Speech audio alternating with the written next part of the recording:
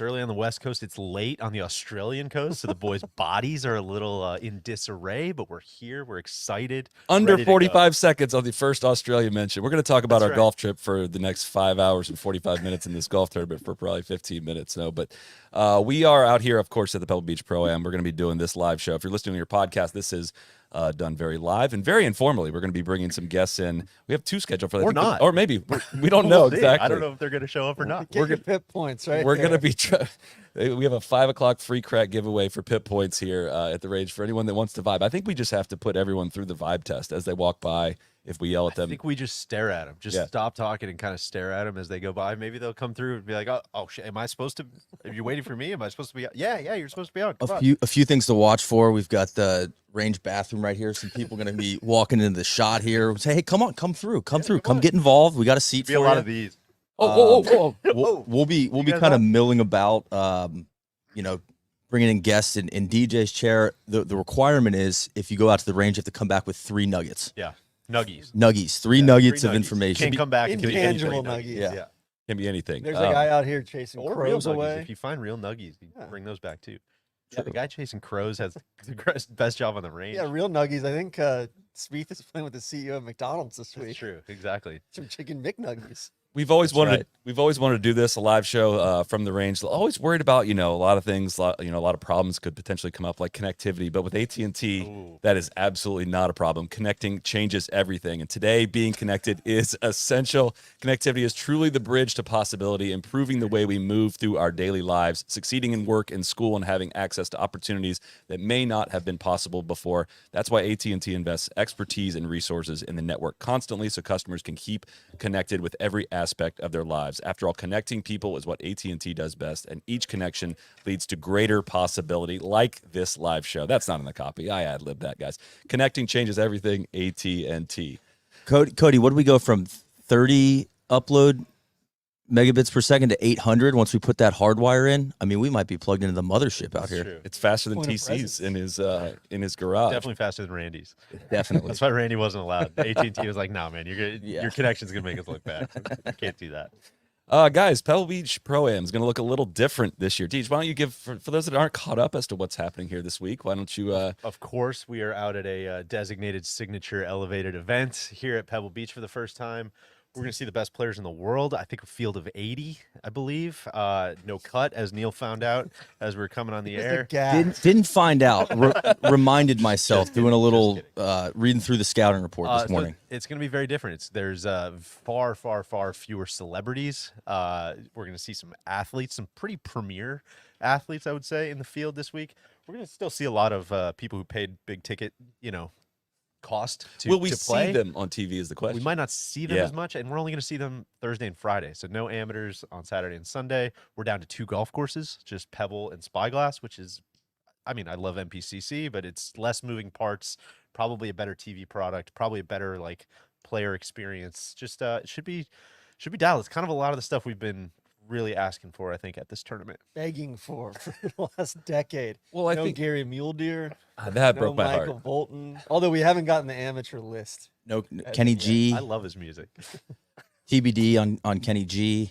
Ray Romano. Sure. Your friend Bill? Well, yeah, my friend Bill and I both did not make the cut on getting invites this year, but this event has kind of always been a shining example, I think, in terms of what the PGA Tour started out as versus what it has become, right? It used to be, it's an amalgamation of hyper local events that they're trying their best to make into one big package media product, right? And so when you've said this for years and years, we've kind of ribbed on this tournament a little bit, and you've said, you guys have ribbed on. Yeah, exactly. You've always said when fan. you're there, it's incredible, and that's kind of representative of what's always been. Why is everybody watching on TV? Just fly out there and go. Incredible celebrity flow and all these things, but on television, it was kind of a bit of a struggle. Yeah. But we have an update from the Code Man.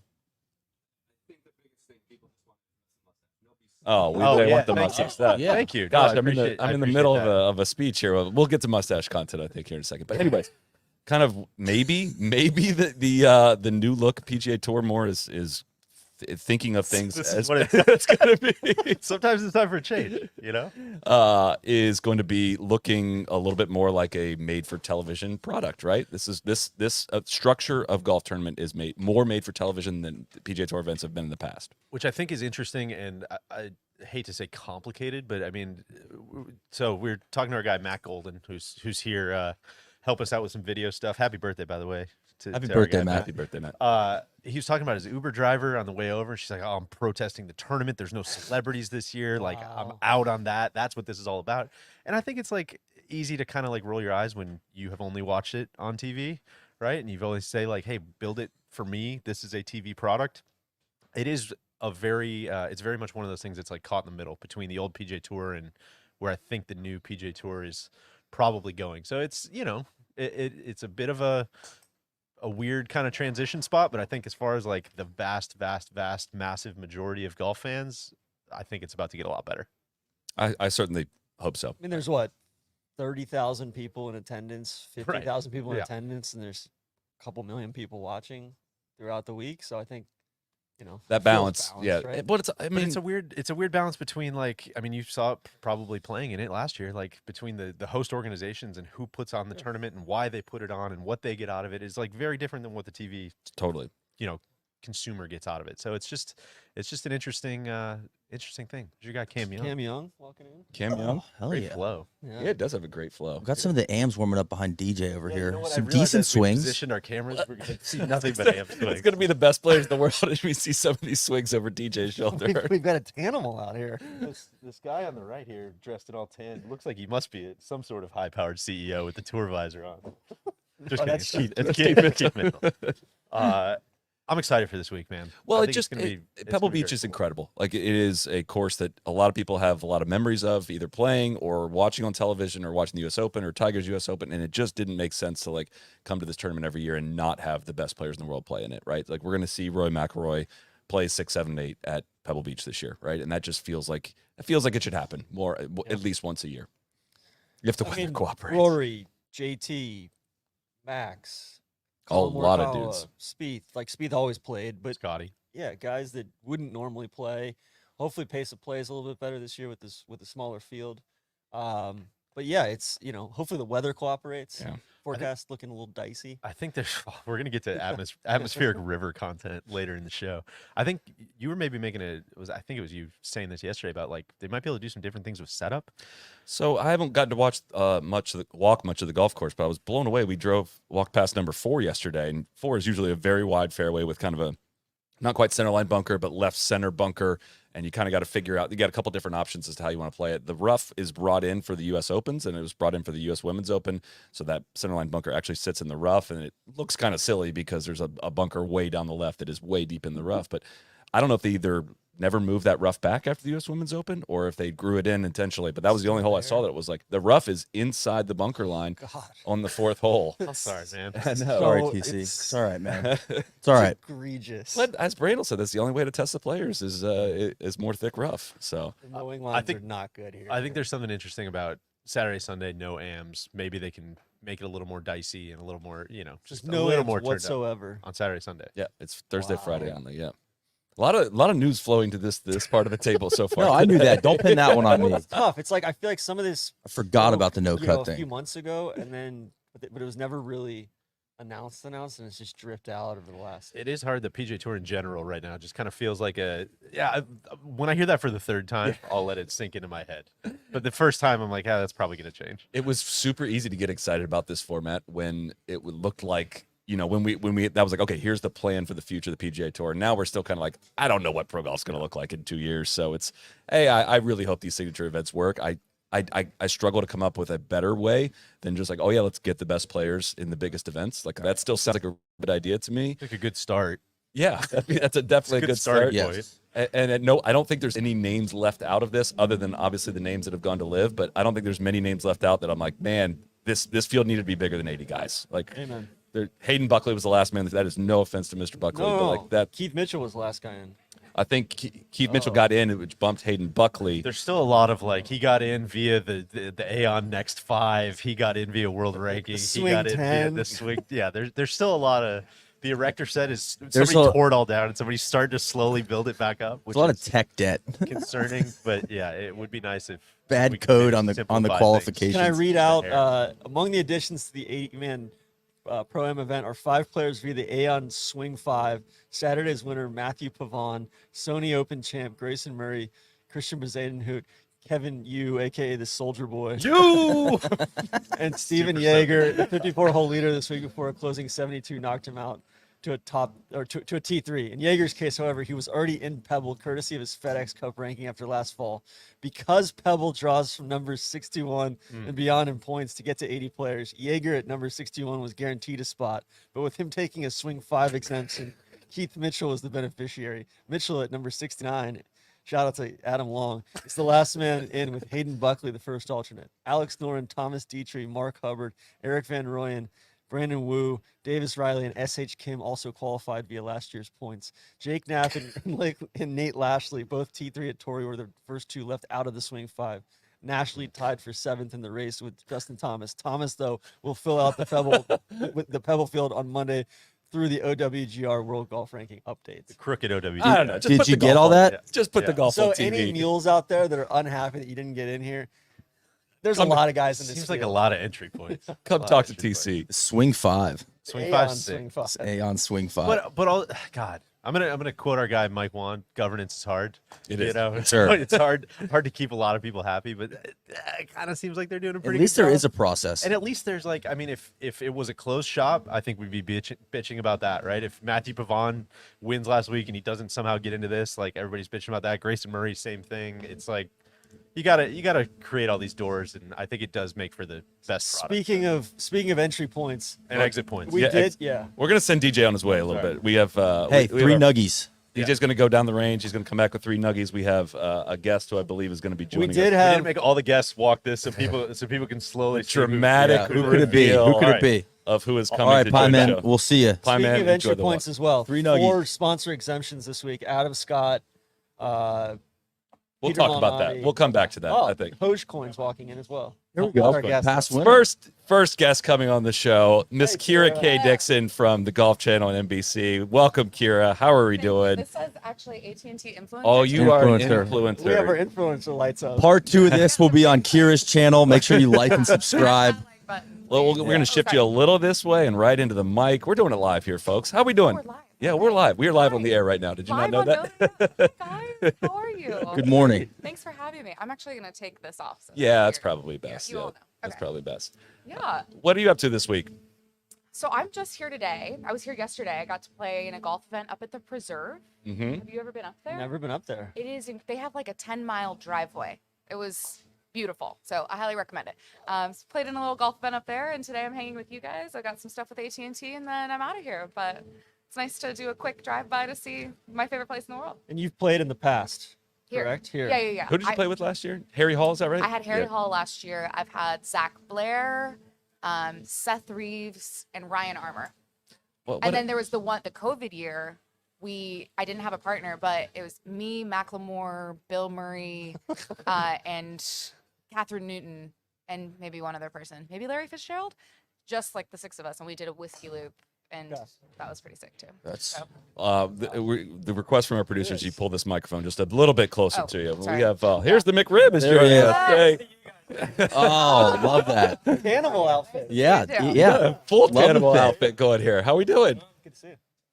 Channeling my 2010 Tiger Woods. Oh, that's exactly right. Underneath the tree. 3 wood under Love the it. tree.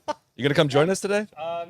No. Okay. That's fine. I figured that much. Yeah, we're kind of set right See you now. later. I will. I'll come by. All right. Yeah, well, I mean, I think you and I could just spend the next 3 hours just regaling our tales from playing in this. I think that's what people want to listen to, probably all our stories. Well, from- Yes, of course. What's your favorite part of Pebble Beach? The week.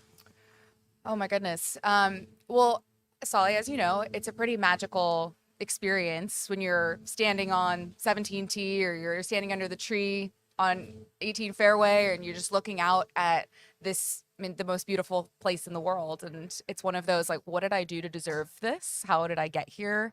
That's the power of golf. It's the pinch me moment of like, I've gotten to do so many things I have no business doing just because of golf. There's no reason why I, of all people, should be standing out on that fairway looking out at the most gorgeous thing in the world. So that's probably my favorite part about Pebble Beach. And then you get to in my life and my job, I talk to these guys in a reporting sense, and we're talking about their game or whatever's happening in the game of golf. But in this case, I can actually play and get to know them in a different way and show them that I have this other side that I actually play golf. And so that gets you a different side of them, and then they can see a different side of me. You're a golf junkie. You got some. What have you been working on in your game? I've been seeing some lessons on your Instagram lately. You're getting into it. Okay, so How much time you got? so if anybody out there is like a super armsy player, a la me, there's this groundbreaking thing where if you use your core Oh my God. and some ground force, you can actually get a lot more distance. You got to use the big ball, the earth. Yeah, exactly. So I've been working really hard on just keeping everything together on the takeaway, and then using my core and imagine there's a stick right here, just like keeping everything under the stick here so that I can not flip it and then, do bad things over to the left. So that's what I'm working on. How'd you play when you played in the event? I've Were you made the super cut nervous, or you made the cut? 3 times. Wow. And like shaking, can't Okay. like hear anything. My heart beats in my ears. I don't know. How did you feel when you were playing in the event? I mean, it was like the most fun you could have playing golf. I was playing with Bill Murray, so there was a big crowd out watch, but nobody was watching me at all. So it was actually like So you're like, God, this is great. By there's a myself great over photo here. one of my friends took that I'm teeing off on 14, and like I'm hitting this great drive around the corner, and everybody's eyes are on Bill on the back of the tee box. It's like, okay, well, no one's here to see. I didn't get nervous because no one was actually there to watch me play, but. You probably had some people tripping you though. Oh yeah. Everybody was yelling. It's like, who the hell is this guy? But So who do we have in the field this week, celebrity-wise? Because there's like 5 or 6. There's, I believe, Josh Allen, Aaron Rodgers, Larry Fitzgerald, Tom Brady, Buster Posey, and I'm sorry for whoever I missed, but Pau Gasol. Pau Gasol. Maybe one more. Those are A-listers. yeah, Yeah. Tom Brady. I mean, he was just Oh, in yeah. Melbourne. Yeah, Brady. He might have been on our flight. He's probably on a different. No, Wait, he you might guys have been a just came few- straight from Australia. A few did. thousand feet How's above it us. going? Doing okay. We're good. Wait, No, what? we're good. West We Coast went is to the easy. Refuge Yeah, this Yeah, is last better night. than going back to the East Coast. So it's a little bit of Okay. a Went Okay. good cold plunge Detox. last night. Cold plunge. You got your sauna. coffee. Yeah. It's been good. Good, It's been okay. I'm cold though. I'm a little cold. You're cold. This is like Florida cold. It Have is. you This is ever great been to weather. Refuge? It's the No. hot and cold tub spa, about 15 minutes away. No, Neil but has a that's- personal sponsorship with Refuge. I don't, Okay, but yeah. we named our message board after it because it's kind of the center of the maze. Okay, So that's good to know. Yeah. I will check that out on my next trip. Yeah. Here. Oh, there's Josh Allen walking in. yeah, here he There he comes. is. That's exactly right. I saw him yesterday at the preserve. He was playing. was playing. He's a golf junkie. Do you know Oh, him at yeah. all? Did you talk to him at last year's? I mean, I see him around at the AT&T. That's another great place. We're part of Do this. you go hang out in the tap room and just Yeah. hobnob? You Yeah, hang out in the tap room. Yeah, hang out. Who might not hang out in the tap room? Yeah, you stop by. Like, there's that person. There's that person. You end up not actually sitting and really having dinner because you're just bopping around to different tables and saying hello. So that's the scene. If you can ever come to the AT&T, go just sit in the tap room and people watch. It's great people watching. What do you think of the start of the PGA Tour season's been? Some kind of a lot of long shot winners. What's got you excited about what's coming in this year on the PGA Tour? So I'll start this by saying I've had some meaningful time off from my regular 9-to-5 job, which is reporting on the Golf Channel from November. So my first start back is going to be waste management, which I've never worked before. I've never been gosh. to. But in the meantime, I've gotten to actually consume golf as a fan. Like seeing Nick Dunlap win, those types of stories actually get people excited, and things are different these days. So I've really enjoyed getting to consume golf as a fan, and kind of seeing, can we keep that going? Is my hope, and I want to see how all these things progress. I mean, I'm excited to see how the format this week. Yeah. It's completely different than anything we've ever been used to. Usually, you see 156 players, but like I want to see Rory play Pebble Beach. I want to see Justin Thomas and Colin Morikawa. Colin's never played the tournament before. To be able to, Which it should be a good fit for him. yeah. So things are changing, but I want to see how it Solly's been evolves. furious at all these European Tour guys coming in, playing well, taking up spots from.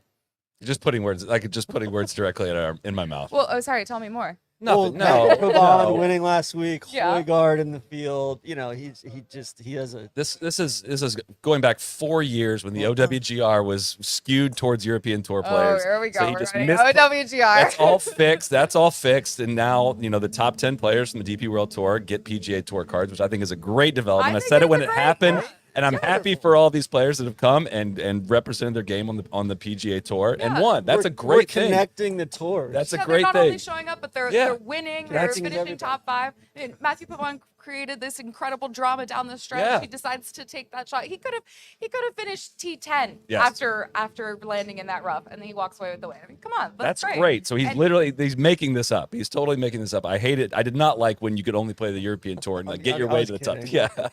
So no, I don't want the Europeans are awake right now. I don't want to right. send them after us. I'm seeing a lot of Malbon stuff out here. What did you think of Jason Day's?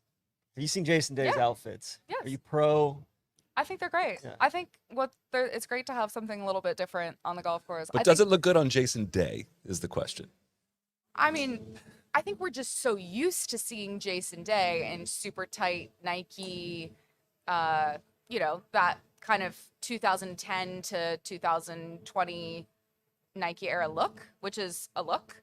I mean, I like a baggier pant, and that kind of that's not like a new thing. I like the sweater. I don't know that the sweater is gonna be great for hot weather for him. Like what? Supposedly he's got some overalls working at some he point. really? I think at Waste Yeah. Management. Listen, I thought he looked great yesterday. He had some black, like kind of Tiger circa 1998 style We corduroys. were calling it like the on. NBA draft collection. Yeah, like the Ah. Tracy McGrady pick. Where you can't I see mean, his look, shoes. I think that I like to them. have anything different in golf is like, please, like, let's do that. And it represents, I mean, there's so much fashion in streetwear, and like, there's so much, life outside of golf fashion. So that if we can have any of that, we're talking about clothing, like, Yeah. but on a golf podcast, like, that's great.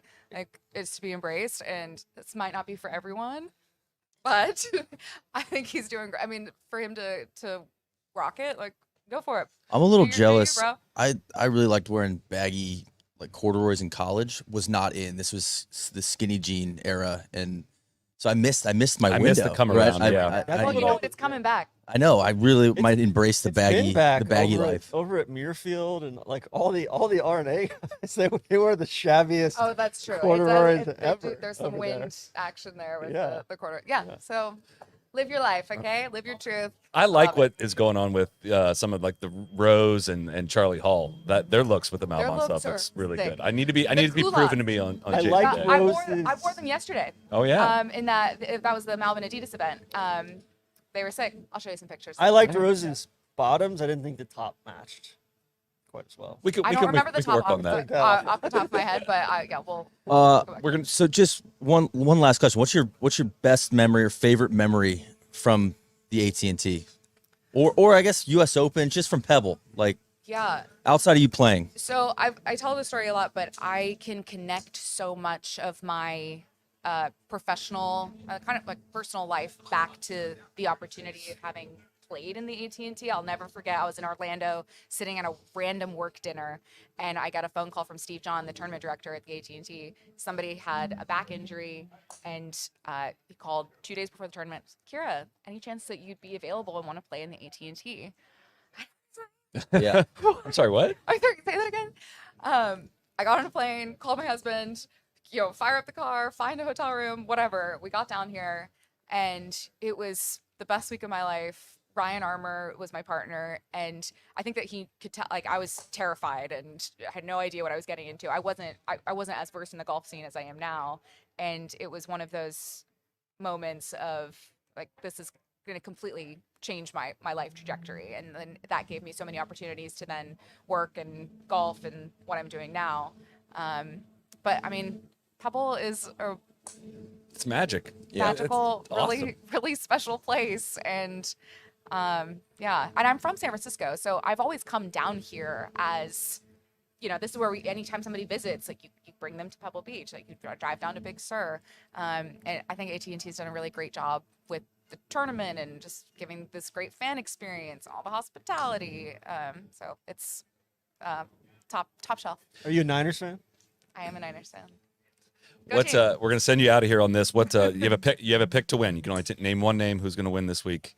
We're gonna ask this of everyone. I mentioned him earlier. I like Colin Morikawa. Colin Morikawa. Okay. All right, we are going to send you on your way. I know you got some influencing to do, so Yes, best of luck with that. Many influences. And I believe DJ Pie is back, hopefully with his 3 nuggets that he got from the range. So thanks. Thank you, everyone. Kira. Round of applause Good to for see Kira you. guys. Dixon. Thanks, Thank you. Thanks, AT&T. Enjoy your Hopefully the week. street sweeper. It's getting busy out here, gang. There's some buzzing, a literal buzz. Oh, here comes buzz Mr. going on. KVV, a sad Baltimore fan.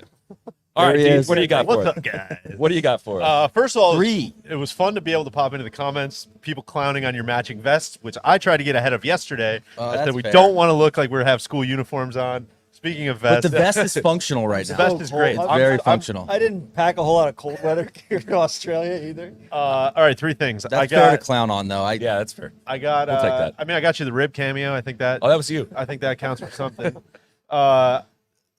So, what order? I saw. This isn't really a thing. I'll give you 4. A bonus. Just saw Malnati and Rory. Just a fun body language interaction to watch. You know, with obviously both being PGA Tour board members. A lot of just kind of like Former. For those a listening lot on the of podcast, a lot of that's that. not going to help. You know, a lot of really wow. Oh, okay. Making room for wow. Yeah, so just it's that was a fun interaction to watch. I'm receiving word your guy Tommy might be trying some new iron shafts.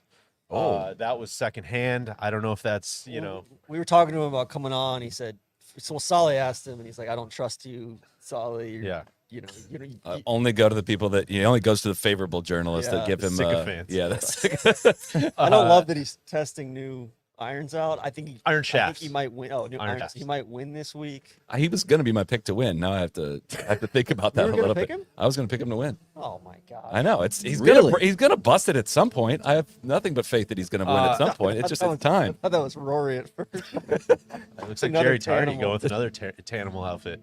I would say the 4th thing. So I was always love running into Michael Bamberger, who's out here this week. I hope he doesn't mind me airing this out, but his cell phone went off, and his ringtone was a ringtone that I would love for you guys to guess what song Michael Bamberger's ringtone is. Forgot about Dre. Hit me, baby, Great one more guess. time. Young guess. American boy. I don't know Young if that's the song. American. That's Young Americans. Oh, they were Young Americans. Bad to the Bone. Which I've only Which heard, was like a stock ring on the old Nokias. that might have been what Yeah. it was. I didn't. might I still didn't have see one of the old again, Nokias. Michael. I'm sorry if you don't want me airing that out, but I've only heard 2 people with that ringtone.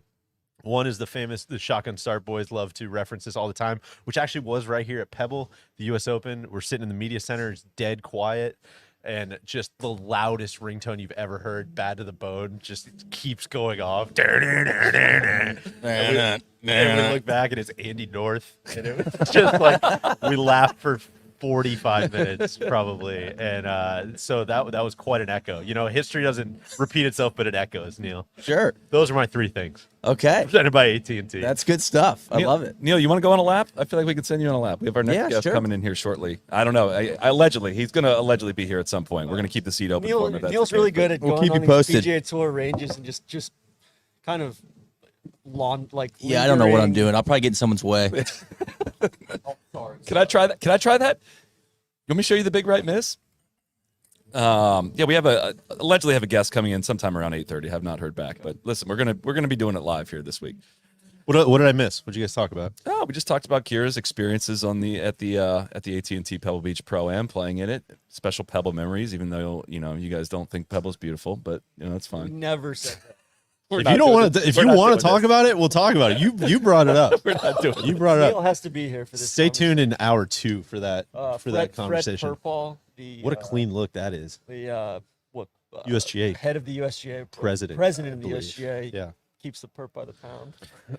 Are we going to get any news anytime soon on this PGA Tour investment thing? We've got a couple bluffs. It felt like it was going to come the same Monday. thing that was basically floated a month ago or a few weeks back. The Strategic Sports Group is going to, Steve Cohen, Arthur Blank, Fenway, things of that. Mark Lazary, your guy, Deej. Of course. Things of that nature are Go going Bucks. to invest in. They previously announced that they're moving forward exclusively with that group, and we're waiting on the announcement to drop that agreement has been reached, which it sounds like it has, or it's extremely close to happening. But we don't know when that. It might get announced while we're live on the air at some point today, for all we know. But and then, as far as we know, that's not going to preclude the PIF involvement, but that's phase 2 to come down the pike after they get the strategic sports group into the mix.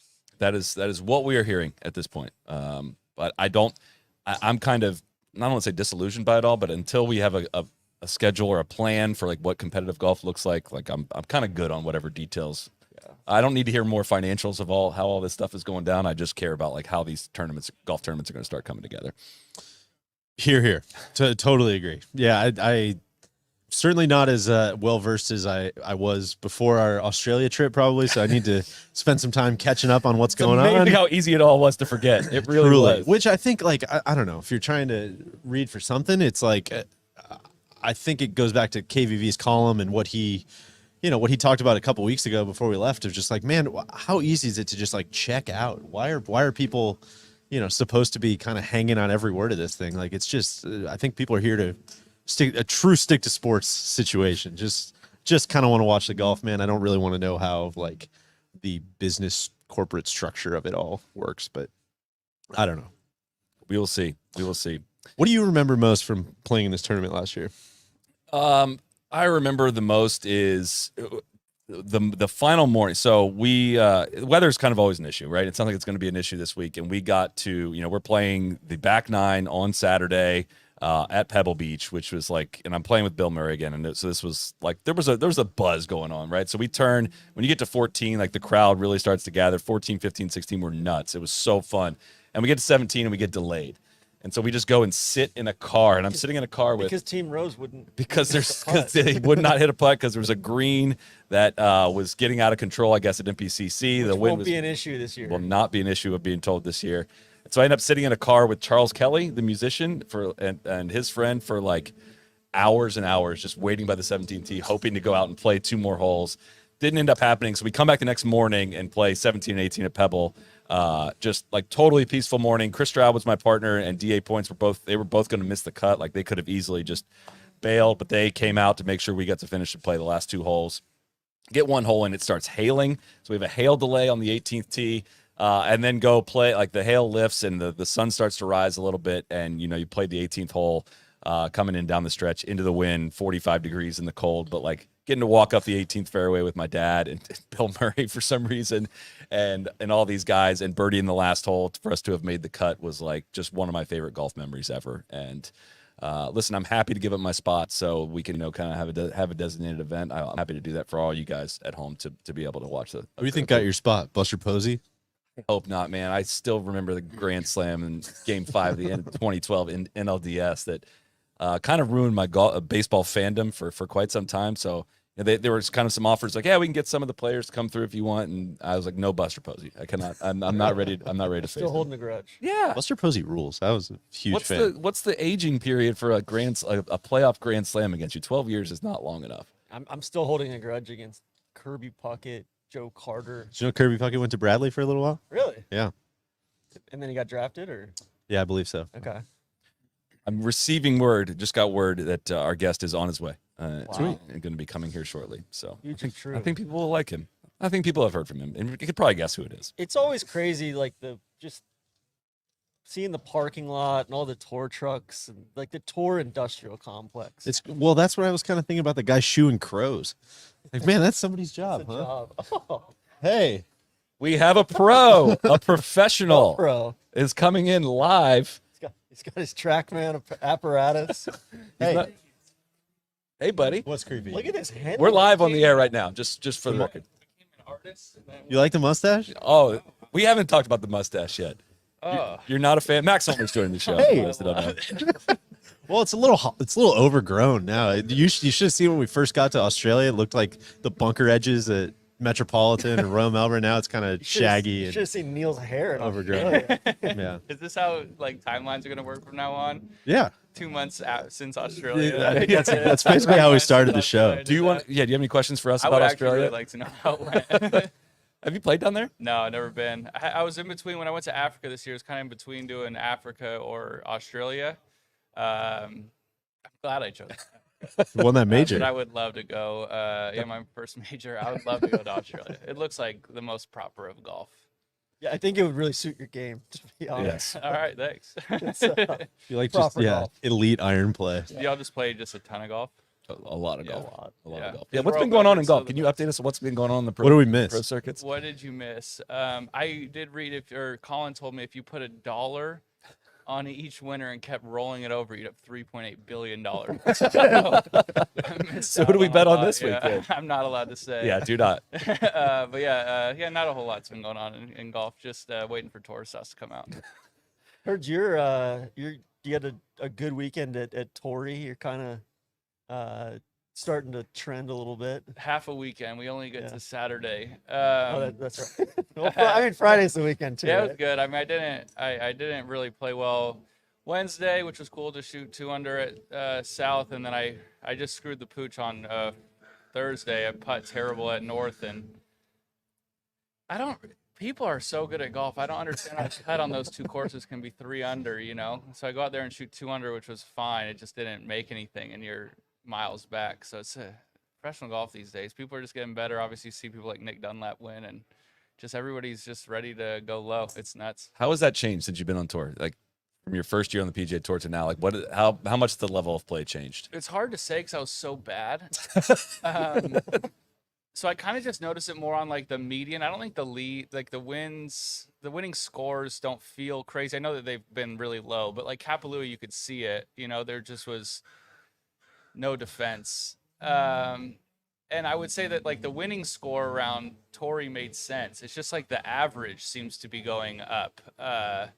So yeah, it's hard to say, but you still know when you play well, you're typically in a similar position as far as where the lead is, but you might be in like 20th instead of 10th. That's what it feels like at some weeks. It's interesting, like with these elevated events last year, definitely noticed that there were weeks where like, oh, I'm playing pretty good, and you would be, again, more like 18th instead of 11th, 12th, 10th.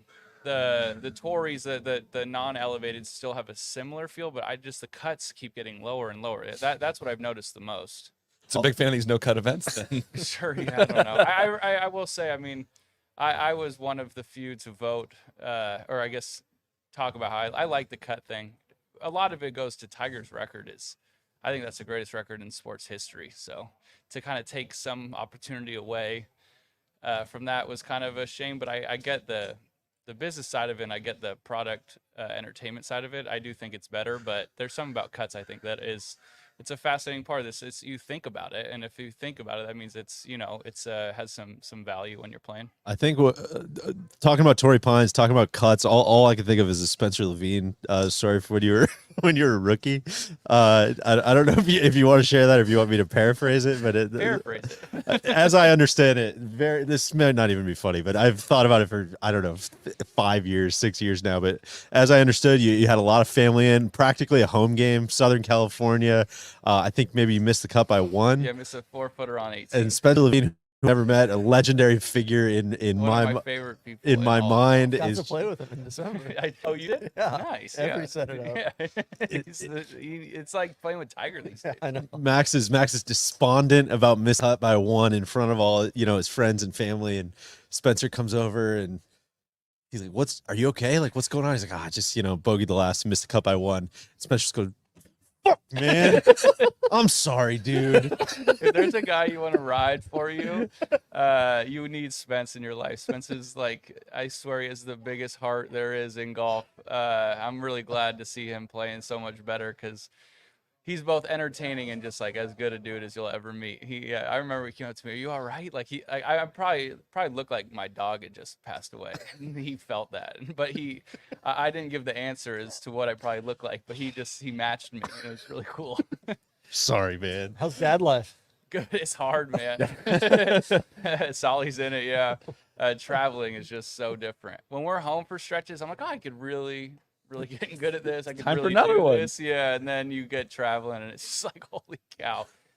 We didn't bring like his bath the other day. My wife's probably gonna be embarrassed. I told her, sorry, but we didn't bring his bath because it's in our bin, so we get it today. And I need to give him a bath. So my first took a shower with my kid, and your arm just feels like it's gonna break at some point. Like I'm holding him all. He doesn't like to be down. He likes to be up, and he doesn't seem to grasp it. Like when Dad sits down and holds him, that's Watch your just wrist, so much man. worse. It'll- Dude, I know. But what am I gonna do? Not. Solly was hold my fishing kid. for some excuses from Spieth yesterday about How his do you wrist. Get, do you get He's like, out yeah, of do you think that's a dad thing? Because my wrist is sore too, man. I don't know. I get the back more than the wrist. Dad. What back part of the is back? Brutal, dude. Low left. any part would have been good for you. I See, he told you. I have 4 different parts of the back hurting It's right now. brutal, So. man. But such is life. I enjoy getting to do it, but it is funny when you're on the road because you're like you're just tired after playing golf, and it's just my wife is exhausted. Yeah. So then I get home and it's my turn, and I'm just like, oh man, I'm just not sure I'm ready for this right now. How do you do for golf courses, events that have 2 golf courses? How do you? I'm sure that's easier than 3 now that we're down to 2 with this Yeah. event. But how do you prepare for 2 different golf courses? Obviously, one of them you're only going to see once. So is it do you put 75% of your time in on Pebble this week versus Spyglass? How do you do I actually haven't. I feel like I've played Pebble more, and I've played it really well. Spy to me is a bit trickier. I feel like Pebble, once you kind of get an eye for it, you know what to do. It's a little more in front of you. There's a few blind shots, but for the most part, you know what you're doing. Spy feels a little more awkward. Just tee shots are a little bit weirder. So I walked the front at Pebble on Sunday with Colin. He played, so at least I got to watch him play and see what he was hitting, and then played the front 9 at Spy. Today I might actually go play the back at Spy. So I might, with how bad it looks tomorrow, I might not end up playing any holes at Pebble, but at least got to walk it. But I just feel like I know that golf course really well. So I guess to answer your question, it's probably just depends on which ones you feel the most comfortable on. But I mean, with the way the weather looks, it's gonna kind of just be like hitting a low punch on most every golf shot and then try to get up and down. So I'm not sure there's a real great way to prepare for that one. Do you change your bag at all or do anything special if you know the weather's going to suck for a Yeah, couple so days? I always travel with a 3-iron and my 7-wood. There's definitely a It's like world. you. Is that what you do? Yeah. Nice. And Well, and I a got it from T you. grind and an A grind. Nice. for I have L and 58. A, yeah, because that's where I'm from. But yeah, so I mean, I might throw a 3-iron in, if it's crazy windy. But with the rain, I'd rather hit a 7-wood. So I doubt I'll change much. But I always bring them just in case. Especially with 2 courses. I mean, there might be Joe sometimes in the morning, even if we've played the course twice with a 7-wood, he might be like, hey, they moved the tee up or back or whatever. We're probably not even going to hit this 7-wood, so maybe put the 3-iron in because that's more of my off the tee club. So if we're never going to hit into a par 5, sometimes we'll just throw the 7 or the 3-iron in just to have an option if I feel uncomfortable on a tee shot. That's fun. Do you know who you're playing with? I do not know nothing. Really? Yeah, we find out tonight. Exciting. Yeah. Oh, that's super why the excited. amateur field hasn't come out yet. What do you mean? I just haven't seen. Yeah, I haven't seen any. Everyone anything. keeps asking me who you're playing with, when you're. I have no idea. I kind of feel like you're like a darling of the. They might pair you with a Thank you. celebrity. Yeah, I don't know. Yeah. My last partner I had here, Aaron Rodgers, won last year with Ben Silverman, and so Suspicious circumstances. I Sounds heard like- got a bad rap for it, but I mean, win's a win. I mean, Keith Mitchell was calling him out on air, saying he was. Yeah, he was. He used the S word, which is aggressive. Something about if you maybe people don't care about this, but if you whenever you enter the tournament, if you play it again, you stay at the same handicap you were at prior, allegedly. Oh, if you think I know the rules for what the AMs do. No, I don't think you do. That's why I'm trying to. What are fill you in. What are you playing off this week? Scrum scratch. What is your? Do you keep a handicap? Whisper Rock actually keeps our handicaps for us. I'm sure they're not super legit, but I know that Rom got gonna to look you a up right plus 9.5. I think I'm a plus 7.5. Oh. But I think Rom's Rom's gotta give you Rom, when he 2? was Going when he won, I think when he won the U.S. Open, when he went on a crazy tear that part. I mean, he's always on a tear. But when he went on a crazy tear, I remember it was pushing 10. This is nuts. I heard Rom staying at the lodge. How would you equate? So there's been some obviously there's been a lot of TIO chatter lately, but some people lot. are It's all are anybody in saying Australia could talk about. in a tour event because of bleachers, because of trampled down rough, whatever it could be. Like people have said this. I don't know if I agree. Like it could be 2 shots easier to play on the PGA Shane, Tour. no, Shane on your podcast. And I almost called him to yell at him. So much, just completely, Shane, you completely forgot about the pin location. That's what I was getting at, right? So Anything else. What was his quote? What did he say? He said that I listened, of course. because you can't lose a ball because of the volunteers and because of the few grandstands that might help you. Professional golf for the average golfer would actually be 2 shots easier. That's interesting. Not any harder.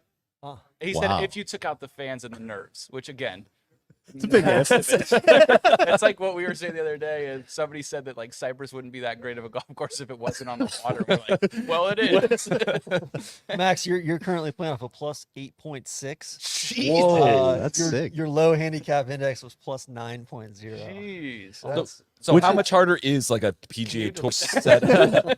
Rom's should off a sandbag plus it. 9.5. You should sandbag this week. Try to get that handicap up. I'm not gonna say it. Never mind. No. But what is the offset of how much harder a tour setup is versus like the hardest day at Whisper Rock, right? Yeah, I mean, it's just What is like it's the individual pin- parts? I just don't think people understand like the big difference between even Corn Ferry to a tour event is different because 4 paces from an edge, 3 paces from an edge versus 5 or 6. I know it sounds like nothing. If I see 5 paces, like last week, there was a pin, I think it was one. One was 5 paces from the right. I had a 9-iron in, and I'm like, oh, I'm going to draw it in off the right. Because you're just better at, like, when you get better at golf, it's like 5, that's 15 feet. Like, I feel like I have a lot of room over there. So you start to feel comfy. If I saw 3, it starts to get like, I'm going to cut it from the middle and take my 18 feet. So it's stuff like that I think that people don't grasp. And then, especially for the average golfer, if you get short-sighted with 12 feet versus 18 feet, that's a big difference.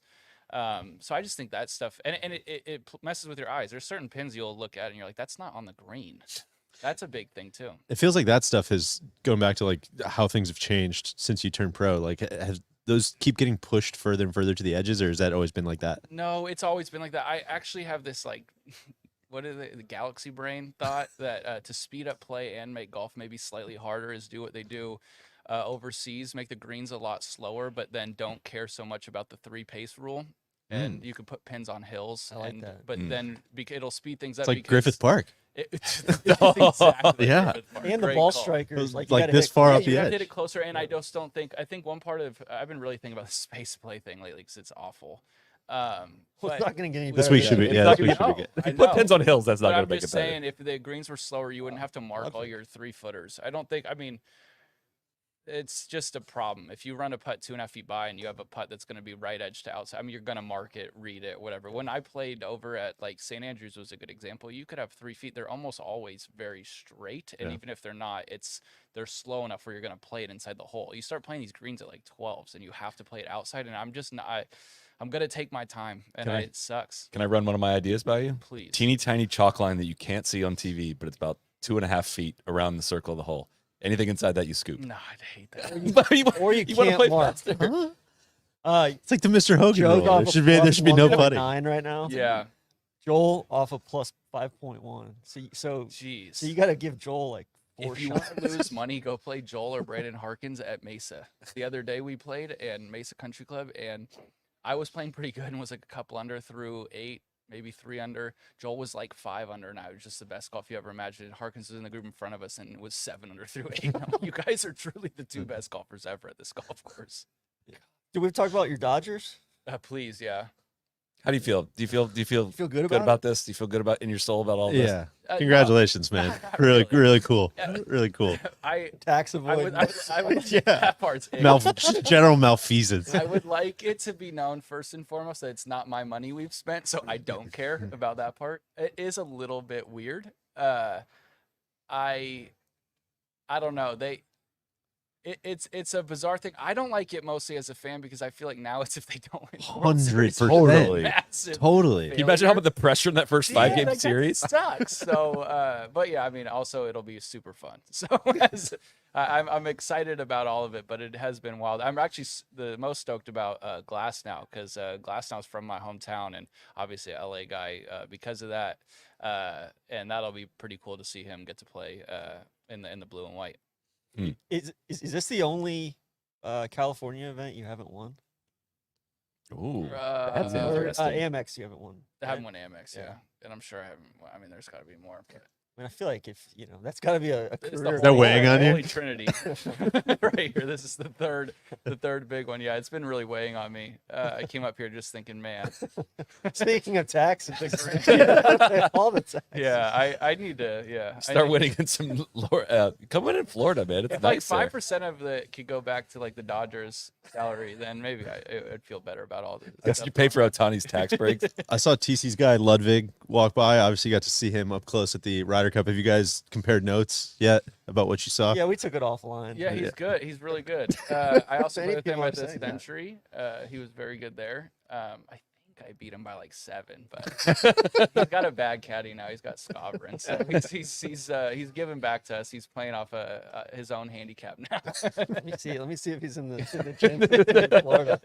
The Barsavec Club. This is like the plane tracking, but for golf nerds. Exactly. The gym app, Yeah. man. I had no idea that so many pros were in the Gin app. Oh yeah. Whisperock does a cool thing. I think it's awesome. I mean, we don't play off of it ever, but it's like kind of nice to know. What do you play off of? Like when you go out? Usually +5 or 6. That's so scummy. so dumb. Every pro does. Yeah, I'm like a I'm like a +4. +4. Well, I think I'll give you. I'll Yeah. give you the real answer. If we played stroke play, I'd play you to my handicap. But the fact that I can make Sure. a 4 and you can make a 6 and it's just 1, or I can make a 3 and you can make a 6 and it's just Sure. 1, probably changes things a little bit. Sure. But I think it's calculated to be for match play. the I don't handicap. I don't know how it works. I do not like how the calculation for the handicap stuff works these days. Like, here maybe you can answer this question. Whisperock, we play off the back tees every single time.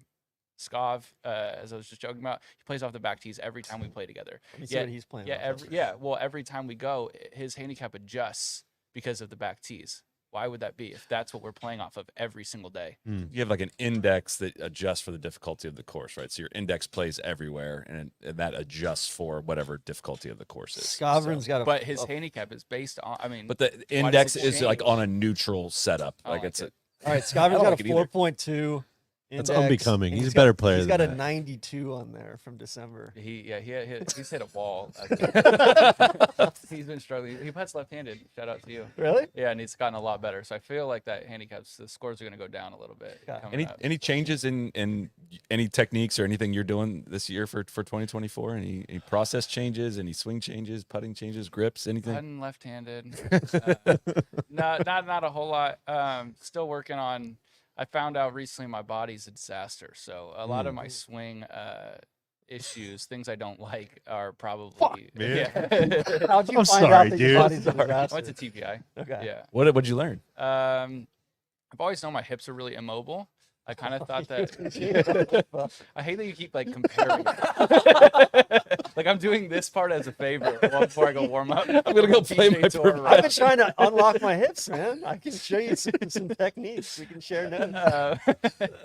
But yeah, so I always know my hips are a disaster and worked around it.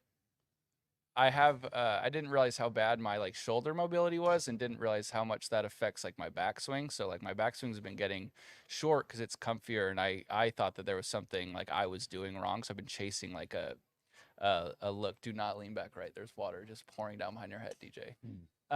We're in the elements here. They're trying to cancel me. So now, just knowing that actually has been a nice peace of mind. So when I see my backswing, sometimes I get it in a really good spot, and then it'll kind of hook towards across the line, and I'm realizing that I just run out of range of motion, which is actually kind of good for my head because I like stay up at night thinking about why I can't figure this stupid thing out. So hopefully work on all of that and get to actually save some time hitting balls and get a little bit better, in the gym or or off the golf course, I guess. So I think that will be goal number one, and then see what that entails. But as far as swing thoughts and whatnot, it's very similar to last year. I liked how I swung it, I liked how I hit it, I liked all my feels, so I'm trying to keep those as, I don't know, as similar as possible. And I've been really stoked. My short game's gotten so much better in the last even like 4 months, 6 months. So that was fun to see, like last week, to really chip the ball well and like keep myself in a bad round and then end up, almost like sneaking into, like a 13th place finish. That I didn't have that before. So kind of just keep doing the same stuff and hopefully get a little bit better. You said you're about to go warm up. Do you have a same warm up routine every day? Not today. I mean, today I'm going to do a full grind with my coach, Mark Blackburn. But yeah, typically have a similar Number one thing. teacher. What's that? The number one teacher. Shout out to Mark, number one. Can you send him over here at some point? We'd love to chat No, with him. he's busy because he coaches 50, 70 people. He needs, Yeah. TC wants some coaching, Yeah. just like you. Yeah, exactly. Yeah, maybe, yeah. You might. Max well, and I- doing the TPI. Max stuff and I are for working him, on or this is it- thing. he came with me. Yeah, Greg Rose helped me out a lot, and then yeah. So now I'm just gonna dive more. I just didn't know anything about that world. I felt like I was in a sweet spot. The kids come out these days. This has been like they do. The 20-year-old Nick Dunlaps. People ask me, all of us, like, how's that happening? Like, why are these guys so ready to win? And I used to say a lot of it's probably mentality, which is true. You watch Tiger and all it was ever about is winning, and I think that was different. Shout out to the Curtis Strange interview. That like prior it was just like play well and like have a good life, and then Tiger really made it like if you don't win, it's a failure. So I think that helped, but the college golf scene is so much more specialized now. I just watch how like ASU practices because they're obviously by me. I mean, they have like it's way different than how we did it, and also the technology of like TrackMans and quads and all that stuff is different. But It's all just optimized. everything's optimized. But then even like the training is specialized to like the person. Whereas when we were in college, my first year was terrible. My second year, we got a real trainer, but he was still the football trainer, and we were working out. But I don't think any of it was for me. I don't think I got any better at golf because of it. And I felt like I was just in that sweet spot where like more people were going out of their way to learn about it, and I didn't like know about all that. And then as I've gone through this like last 10 years as a pro or whatever it's been, like I know people do stuff and I've done a little bit more, but I never realized just how like impactful it could be. So that was what was fun about going to TPI and working with Greg is being like, dang, like I said about my shoulder, like there's an area of my golf swing I struggle with and I am banging my head against the wall trying to figure out what swing technique to do to fix it. And you start to realize, I'm hurt, dog. I can't do You're it. injured. Don't ask me if I'm hurt. That's super interesting. Yeah, so I think that has helped the younger crew be like so ready because I feel like I'm just learning about that stuff maybe in the last couple of years, and these guys, that's just like how they're brought up. All right, we're going to send you on your way. We appreciate you spending some time with us. We got you out of here right on time, which is a rarity. It's But, so big of you guys to are come scheduled. on after all the stuff that Solly was talking about Kobe. It's awful. The least favorite is so aggressive. That's not even gonna be Solly's worst take of this podcast. Just wait until we get to some of the other ones. Because like I'm in with not liking him. That's fair. Yeah, just least favorite. it's mostly not his fault, but it was like my friend's fault that made me really dislike him. Deflecting. No, Huge the 6 for 24. That was deflecting off the rim. That's what that's all about. That was a good one. That was pretty Are good. you gonna sit back down now? Yeah, get out. Get out of here. To fuel your Thanks so practice. much to the pro, Max Homa, for stopping by our set. We are here at the top of the hour here at the AT&T Pebble Beach Pro-Am. We are connected, strongly connected here, and AT&T connecting changes everything. Today, being connected is essential. It is truly the bridge to possibility, improving the way we move through our daily lives, succeeding in work and school, and having access to opportunities that may not have been possible before, like this show right here live from the range. That's why AT&T invests expertise and resources in the network constantly so customers can keep connected with every aspect of their lives. After all, connecting people is what AT&T does best. Each connection leads to greater possibility. Connecting changes everything. AT&T. You got Dermot Desmond out there on the range. Sure. Legendary mustache. You should go compare notes with him. I should. I don't know if the must. Can we talk about, I guess this has been a hot topic of conversation in the comments. We haven't really visited what's I going don't on really here speak about it exactly. publicly, but I'm happy to use this forum if people are curious. We're gonna take a very short little break here. We're gonna Okay. go to hold screen. We're gonna do some camera adjusting for the lighting situation. Turns we out the have going sun here. came up. We didn't see that coming. Yeah, the sun Yeah. totally stunned it on us here. But we're gonna do a little adjusting. We'll be right back here shortly in about 60 seconds. Cheers.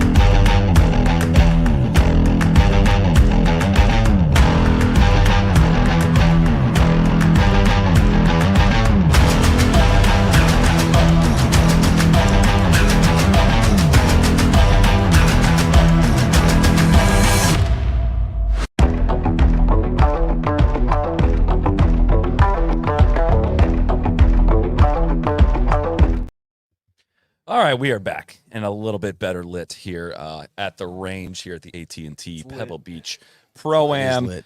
We are recruiting guests to come along, and we managed to track one down. A young, he was out riding the thermals on the range. A young Icarito, Neil Schuster. What do you got for us? 5-star. It's good to be Coming back in. with you guys. I heard that Max doesn't projects. like DJ's mustache, which is tough. No, I think he was just taken aback. All right, so I got a couple things. One, I'm never gonna be comfortable out there. You don't look comfortable out there. You look like Speak up. you look like you are like you're gonna get pulled. Your credentials gonna get pulled at any second. Thank you, Solly, for instilling some confidence. No, in I me. want you to like you have a credential. Well, no, that's helpful. Thank you. Yeah. Thank you for reinforcing Mahalo. my insecurity. Mahalo. Learning That's moment, really brother. cool. So first off, I did talk to Rory for a little while. He said watch some YouTube videos on how to be a dad. Really? He was like, yeah, how to change a diaper. YouTube's great for that stuff. I said, I That's a appreciate good that. nugget. Swaddling. It's one of my favorite things. I think I've mentioned this before, but we all kind of share like the we're all logged into the YouTube account. Sure. And so you can always see like the recent searches. So I'll always be on there looking for, I look for any weird stuff like anybody else, but looking for like camera settings or how to fix this in DaVinci or how to do whatever. Goose moss. And then the recent searches are always like goose Christmas special, and then like how to swaddle a baby. Something it's just Bitcoin always- related. It's always very funny. Yeah. Which is good stuff. So what did I get? So Josh Allen and I believe his brother are down here over TC shoulder warming up next to the tool man. They were having the most relatable warm up I've ever seen. Is that right? Chunking, first one chunked 58 degree, just kind of like, huh? Just that's weird. And then moving into the like it's probably a 6-iron, just catching it like 3 grooves low with the Fred McGriff kind of follow through. Of like, oh man, that's not it. Just the low, the low skeeter. Sure. Not good. Man, I just feel like I've had that warm up so many times. But I would say Josh Allen's move looks pretty good. It does. I've been watching this one. It's This is really good. It's hit or miss on as far as smash factor goes. There's speed. There is speed though. I would say that Cam Young has an outrageous fit on. Black joggers with like what look like black basketball shoes, and he's got Blow some by him shoes. Yeah, it is a blow by alert. Potential blow by alert. He's got great flow though. He's really Really been long, yeah. growing the hair out. So he just looks like a stud. We had Yeah. Nick Hardy walking in. We're gonna behind have him. Josh Allen coming Already by heard here one. behind us here. Yeah. What not else a did I real get? range. I would like to report that Jason Day's fit today is It looks awesome. in It's fuego. fantastic today. It's really good. I will good. die on the hill that he did not look good at Century, and he looks Yeah, very he's got good some today. nice, almost like tweed pants on with a green pullover. Looks really good. What else did I get? Yeah. What are we on? 2? That was 3. That was 3. Well, the last thing is I was talking to Harrison. He runs the TrackMan stuff, and he was showing me these guys are doing like a lot of them are setting up shots. Like they're basically playing the course on the TrackMans. Like he can set up like little wedge. Like you want to hit 75, 85 wedges to a back left pin. Sure. And basically they can set it up for them on the range so they can practice the shots they're about to hit on the course. So I thought that was like a Explosive. little bit too much data for me, but very interesting that the technology's getting out of hand. So those are my four. It sounds like you thrived out there. That was great. Yeah, you're doing a great job. What do we have to do to put you in a succeed out on the range? No, I just don't want to get in anyone's way. Like I don't want to. I don't like to Have you seen how many pretend. people are just milling it out? No, around the oh, league? I will say this: Tommy had the largest team out there. Oh, He had He's 5 testing guys he's lingering. testing new iron shafts, I'm told. I mean, I don't think I was in anybody's way. I feel Tommy like and Rory I looked like they blended were gonna pretty go well. play together. Yeah, But I'm just gonna call it. I wouldn't say I'm comfortable out there. sure. Well, that's good. I think Well, you can be though. We'll do So I'm some- trying to. How was how Max? He's all Great. right. Great. Yeah. He was incensed about Solly's. He was stunting on TC. That's what I Kobe's heard. I don't takes. know what happened here. About his what? Solly's Kobe takes. Kobe takes. Yeah, that's tough. That might be a divisive issue for you guys. That's totally fine. I'm comfortable with that. Least favorite athlete of all time. Yeah, probably. That's Who was your answer for the least favorite athlete? John Elway. John Do you want to Elway? expand on that? Yeah, he beat the Falcons in the Super Bowl. I never liked the way he looks. I thought he was a pretty boy. You're not a big Badgett guy. I hate his. such a safe one. I hate his restaurant in the Denver airport. I think it's It is it's not overrated, good. bad service. Well, I always just take it wondered away. in that Badgett commercial where he gives the guy a ride on the flight and then he leaves him at the airport and the guy has to get his own car. Yeah, he's a selfish individual. Thank you. YTK walking in. Who was your Yeah. least favorite athlete? Some Cub. I forget who I said. It changes. Mark every given Pryor? day. No, I think no. Mark Pryor was sweet. I think I Yadier said Molina Carlos was Zambrano. a close second. Zambrano was up there for me. Zambrano sucked. I hate Moises Alou. him. He was kind of cool. Peed on his hands. Peed on his hands. That's the only thing anybody ever says about him. No batting gloves. Pees on his hands. account. Yeah, I don't want to get TC. We're just going to go down the leaderboard of all the athletes he hates. Trey Young's up there was right now. Cam Newton, and now Cam Newton's one of his favorites. His name was Jameis. Yeah. The other thing I'd say, the Toolman has the best spot on the range, just deep in the corner. No hat, Um, Pat. No, he's wearing a hat. He's like Mr. Hogan, jammed over on the left side. He Yeah. throws big No, draws. Mr. Hogan was on the other side, so he didn't have to watch anybody. Oh, maybe that's what he it was was. on the. He was always on the right side, like the long side. Maybe early in his career when he was hitting hooks, he was on the left side. I They think switched. almost every time I go to the range, I think about the story Furyk told at the 1997 Sony, like one of his first. His first rookie, like his Okay, rookie so event. earlier than 97, probably. Maybe it was 97. But who was it Lanny Watkins he was hitting balls next to? I think, yeah, it was Lanny or like Larry Nelson or someone like very Very, intimidating. yeah. And with like a right to left width in front of I think it was Lanny Watkins, and he Was starts Larry hitting Nelson shots. Intimidating? I don't think so. I think And- he's a super nice guy. He starts hitting shots and just starts coating Lanny Watkins in divots like Just like multiple big times. explosive sandy divots. I Well- think he did it twice. Then I think it was Lanny. Just was like, yeah, but maybe hit another club, man. Maybe move down a little bit. It's like when Zach, hit some VJ, seven there was one time at Colonial, Zach, so VJ was hitting there. VJ made a V with his divots, and Zach went in and made it a Z. Because VJ, VJ would take the only shady spot on the range, I think. And he'd- VJ he'd came put a big back and V he's like, you're in my spot. And Zach's like, no, it says Says it's Z. Z now. I think VJ, you got to punch VJ in the I face think a little VJ bit. was- I think. yeah, I think he loved it. I did promise the Twitter folks that I would get in. We have a lot of time on the air today. I promised we'd get some Twitter questions in. So I'm Oh, going to please. throw a couple Sure. to. I'll start with Deej. You've been to this tournament probably the most, and Neil's probably maybe the second most to this Yeah. tournament. But Stephen Jewell is asking, what are the 3 best places to spectate for someone going for their first time that I might not expect? For example, not 7T. 7T, you're never going It's to actually- expect 7T is great. Yeah, it's kind of a tough spot It though. is. You don't really see a whole lot out there. God, I mean, it's such a hard. I'm not trying to cop out, but like the bangers are the bangers for a reason. I'm not going to be like, oh, dude, you know what's so sick? It's 15. Super secret Oh, spot. It's unbelievable. You know, the good holes are the good holes. Like, why would you come here and like not hang out on the coastline? I think would be kind of a pretty valid question. There's not that many fans, right? It's like not the easiest place in the world to get to, so it's not like you're going to be overrun with. I got one. Please, Number 4. 4-6. Like Yeah. 4T and 3 green. Yeah. 3 green is 17 T's right there. awesome to sit there because they're all hitting cool little wedges, and you really get a sense of guys' touch. I might be thinking of the U.S. Open, but there's in years past has been like a pretty high grandstand right there too, where you can kind of watch like both at the same time. So You can probably see over to 5. if that even, yeah. exists, I would check that out. Apologies if not. The one I would offer is I believe it's 10 green where 11 starts to go back up inland. If you stand by 10 green and 11, you get the coastline. You can look back and see 9. You can see up to 8. If you're willing to make the walk all the way out to the far side of the property, you're rewarded with a fantastic view and some good golf watching you could probably opportunities. even duck into the village of Carmel and Sure. get a spot of lunch and then come back in. I will say, I think 3 green is like, it's fun to watch guys hit the second shot in a 3 green, especially if it gets windy. It's just very, very uncomfortable. So There's a maybe great spot. a slightly more controversial And if take. anyone's interested, we will be running a scavenger hunt in the next couple days. Ooh. Maybe we'll be something out that direction. We'll see. What does that mean? A Well, scavenger I have a sticker, and I will put out on the interwebs what the sticker will be. But I'm going to tag something somewhere on the Tastefully. course, and Is if that you ambush find marketing? the tag, yeah, but approved. So we've totally flipped full circle here, TC. Total Approved, Cam Newton situation. approved ambush marketing.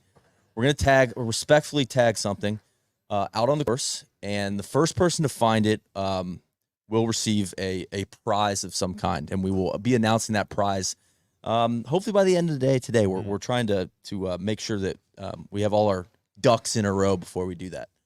So there you have it. Last spot I was going to throw was, if I remember right, there's a place to eat between 6, 7, and 8, like Yeah. between 6 and 8. That is It's like the big, Golden Triangle. big platform. I know you're asking for kind of secret places, but if you're looking for a place to have a beverage and be able to see some really, I mean, you could probably, I would guess, see down 9 and 10 down the coast from there. And I mean, the shot into 8 is awesome. Like behind 8 green is a really freaking cool spot to watch shots come in and watch guys navigate the wind and everything there. But bonus of like that 4T area is you're right by 17T as well. Like you'll just see a lot of golf coming through Bonus, this like spot. kind of the one good thing about the amateur, like not the celebrities, but just the amateurs being in the field too, is you truly get the context Totally. of how good these pros are, because you get the full range, the full spectrum. That's what I was gonna say. It's like I think that plays into it, but just like go watch any of the par 3s. I know people don't like 5, and it's not like a great hole, and it's a weird kind of, Apologies. apologies to Mr. Nicholas. But I think just watching shots like rise up into the air against the like ocean backdrop and whatever, and watching guys drop it onto that small green is very fun. And then, like you said, you also might get to see some AMs shanking into the ocean. A lot of guys are going to hit it down in that ravine. I'm with Chuck you. Schwab's probably hanging out over. You probably stop by his house porch. for coffee, Yeah. talk to Chuck. You guys want to talk a little bit of golf news that has come through this week? We have not had a chance to debrief since Tyrrell Hatton has allegedly joined Live Golf dear boy. Tour. That is reported by James Corrigan my at the boy. Telegraph. And- Corrigan's been on it. oh, he's been breaking news left and right, been on all the departures here. No, But, come on. You want to come on the show? No, come on in. We got a spot for you. what's the reaction to Hatton's news? It seemed like maybe that was Somebody was gonna percolating fill for that a role, while. It seemed like it was going to be Hatton or Wyndham Clark, seemingly. So it seemed, Hatton 11th hour. So he's joining Rahm's team, Allegedly, yes. Legion 13. Allegedly, yes. Boo. My cliques, Los Legion. you're totally papering over my cliques, getting Kaye Samoya, Adrian Moran. Simple question was, what's the reaction to Hatton going to Live? It's a big shrug. It's whatever. Yeah. What I'll say is a couple things. One, again, it's going to be interesting to see what happens with the deal, no deal. Is there a deal? Is there not a deal Shout out situation? to Howie Mandel. Can I get some nuts? Andrew Waterman is the banker up at the Yeah, top, just making the exactly. phone calls. So again, it's like if these two things end up coming back together, who knows what joining Live like even means. In the short term, I think it's a big shrug. I'm very much with you, but I think the flip side of that like you got to be very honest about is like walking down this range is like doesn't feel like the event it should be. If you said totally. all the best players in the world are going to be here, that's just like the reality of pro golf right now. I think it was very easy to shrug off when it was like, oh, they've got 3 of the best players in the world, and now like they do have a significant amount of the best players in the world, and you can feel it walking down the range here. So it's like, from a like, I love watching the PGA Tour, and it would be really cool to see like a capital A all the best players at Pebble Beach, because we're straight up not going to have that. They have a significant, the only challenge is they have a significant amount of like 25th through 50th ranked players. Exactly. They have like one top 25 player by any measure. That's wrong. Like by any measurable data over the last year, of Brooks. like the golf Yeah. they've played over the last year, strokes gained, whatever. There's like one guy in the top. But I would 25. say- like, I would Brooks say is a big money player. Like, Yeah. of course. I would say the guy that I walk up and down this range, and I just because he played this event every year that I miss the most is Dustin. Yeah, and there was the question as well from Adam Hadwin's, Corbeezy is asking, waving at does the tour have a personality problem? Have most of the big compelling antagonists gone to live? Yes. All right. So to that again, Jung in Yes, the tour has a Fridinid, massive Yes. personality problem. enormous. Like that's Well, that's where I would say Getting worse with by the day. with Hatton. Like I know That's you got sick of his antics, but I always enjoyed it. Yeah. It's something to talk tour about. was better and- for having For him. sure. Yeah, just But it's Opus Day is no more. So I don't think that there's a point you can reach where it all of a sudden becomes like, oh wow, now Liv has won. It's just like every win for Liv is just a bigger loss for the tour than it is in for Liv. Like even the Rom thing, like I could be totally wrong. Maybe the ratings are going to go absolutely bonanza this week at Liv Mayakoba, but I would be very surprised if that did I happen. mean, we don't even know who's on each team. They haven't even announced. Although we still don't have the amateur pairings here either. True. For this, for the Pro-Am portion of It seems like the the goal for Liv may be, hey, we're gonna load this up and then we're gonna make this the silly season thing when this eventually comes back together. So, get these guys their money now and then get them signed up for September through January stuff, globally. And that kind of removes the antitrust, anti-competitive pawn from the DOJ's. so you grasp. basically keep Live alive in some format so that you can Yes. argue that there is a competing tour Exactly. and there's no antitrust issues. Yeah. Anti-competitive. That's the glowing brain. All right. Analysis. That's it was easier maybe like 2 years ago when guys were jumping and it was like I can understand exactly what this means. Like this means this, and now I'm like, okay, I don't know what any of this means. I don't know. First, I don't know why everyone hasn't jumped, right? Well, so in that situation that you're just describing there, so let's just tease that out and say like the PJ Tour plays from January 1st to September 1st, right? Individual stroke play golf, Playing real Pebble golf today, Beach, Reggie. Bay Hill, Memorial, Riviera, things of that nature. And then from September 1st to December 31st is like a team sprint that, to your point, like I would assume if I don't know if that's massive I don't know if money that's involved- Live branded specifically. I think it is like Saudi branded. Like I don't know if it's gonna be Live Golf. I don't Can know. I if- be honest? yeah. That sounds kind of sick. Yes, totally, dude. The whole Like, if idea you of the have- team if you golf. have this like stroke play portion for a big chunk of the year, and Yes. that's always been like, again, people think we're moving the goalposts and No. whatever. I think if you go back and listen to some of those PGL conversations, the whole point was like, dude, if everybody goes, Gotta have everybody. into You're a team coping, thing, DJ. like- You're coping. God, That you're sounds coping so so hard. yeah, whine more. Whine If more. they you know timed what- up you know what like I'm saying? Live Australia with the Australian Open as well, of like put those Yes. back-to-back weeks, and it encourages more guys. There's Joe. Oh my God, just a cold He's stare. focused, man. Wow. Locked in. Joe's locked in. Hey Joe. Hey, Joe. Joe Griner back here, Max Holmes caddy. But you were on a good point there, TC. Yeah, just time it up with other parts. Try to lift up certain stuff. That could be a good thing. I have no idea how this would work with TGL. Can you imagine all these guys going to Florida between Boston? farmers and What are your Ball ball frogs. frogs gonna do? that's a huge loss for the ball frogs. Lowest Huge. ball frogs. Shout out to Claire Rogers, her tweet of the riots in the street of Boston Common with the Tyrrell Hatton news that he was moving on. No, again, back to your point of the biggest issue we've had with Liv is like the total disruption to the competitive golf structure. And like you can't fracture this game into two parts, right? The whole idea with the PGL was it was going to work together. It's going to have everyone and work together with the PGA Tour. And it was all going to make sense. This is obviously the current setup does not make any sense. And whatever agreement has to happen, there has to be some continuity, and it still just doesn't make sense to be able to play all Live golf events and cherry pick your own PGA Tour events. That devastates the PGA Tour, even worse than it already has been devastated. Can we, speaking of the PGA Tour, can we make this like the Tour Championship?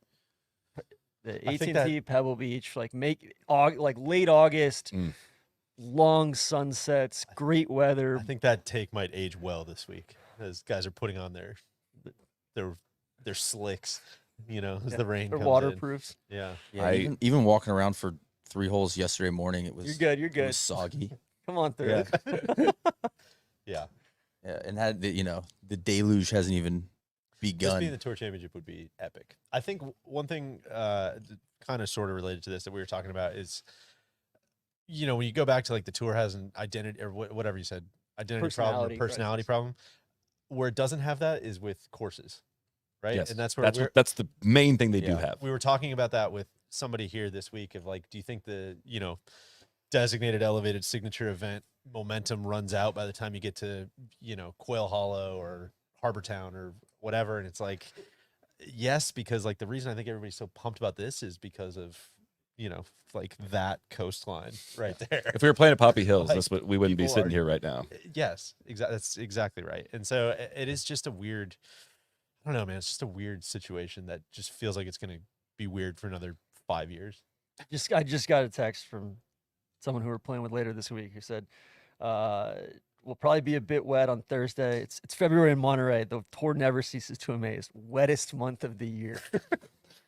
Yeah, it would make it Tradition. again. If you like were just coming up with a plan for golf, you would say like, oh yeah, we're going to finish the year at this setting, right? But this event has always been held in this time of year, and it's probably going to be there. And listen, I love the West Coast swing. This is a great event. Hey, why not? You could have 2 events here, right? You I come back later totally in the year. agree.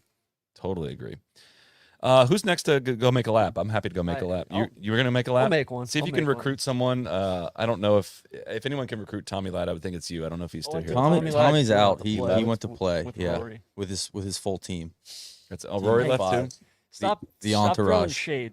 I'm not the throwing full- shade. I'm just calling him like I see him. The He full asked me to team did come not back. go because we Yeah, have yeah. TC TC's right still here. here. He's got to go catch up with him. Yeah, I'm gonna go make a lap. I think Tommy's on 3. I'm gonna catch up with Bring us him. back something, TC. Thank you.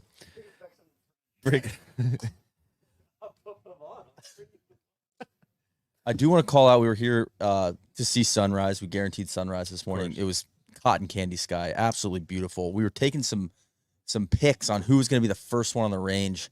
I was thinking it was going to be a Euro player, maybe someone with jet lag. Sure.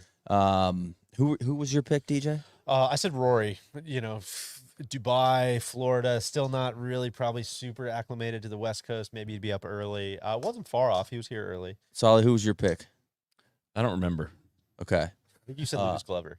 No, he didn't say Lucas Glover because Lucas Glover was the first guy on the range, ready to work, getting it in, and I thought that was cool to see. That's cool, man. Yeah, get there early, stay late. Who wants it more? A man of letters. Lucas Glover's a fascinating guy. You got any more questions from Twitter for us? Well, we haven't had a chance to discuss the Anthony Kim situation yet. I don't really know entirely what it is. There's Dylan Chair report that he's considering either coming back to the PGA Tour or to live. I know that it was talked about on our podcast on this past Sunday. We were not on that show this past Sunday, but and I'm surprised at how little this didn't make me move at all. This Anthony Kim news, and I can tell you why. Please do. Please.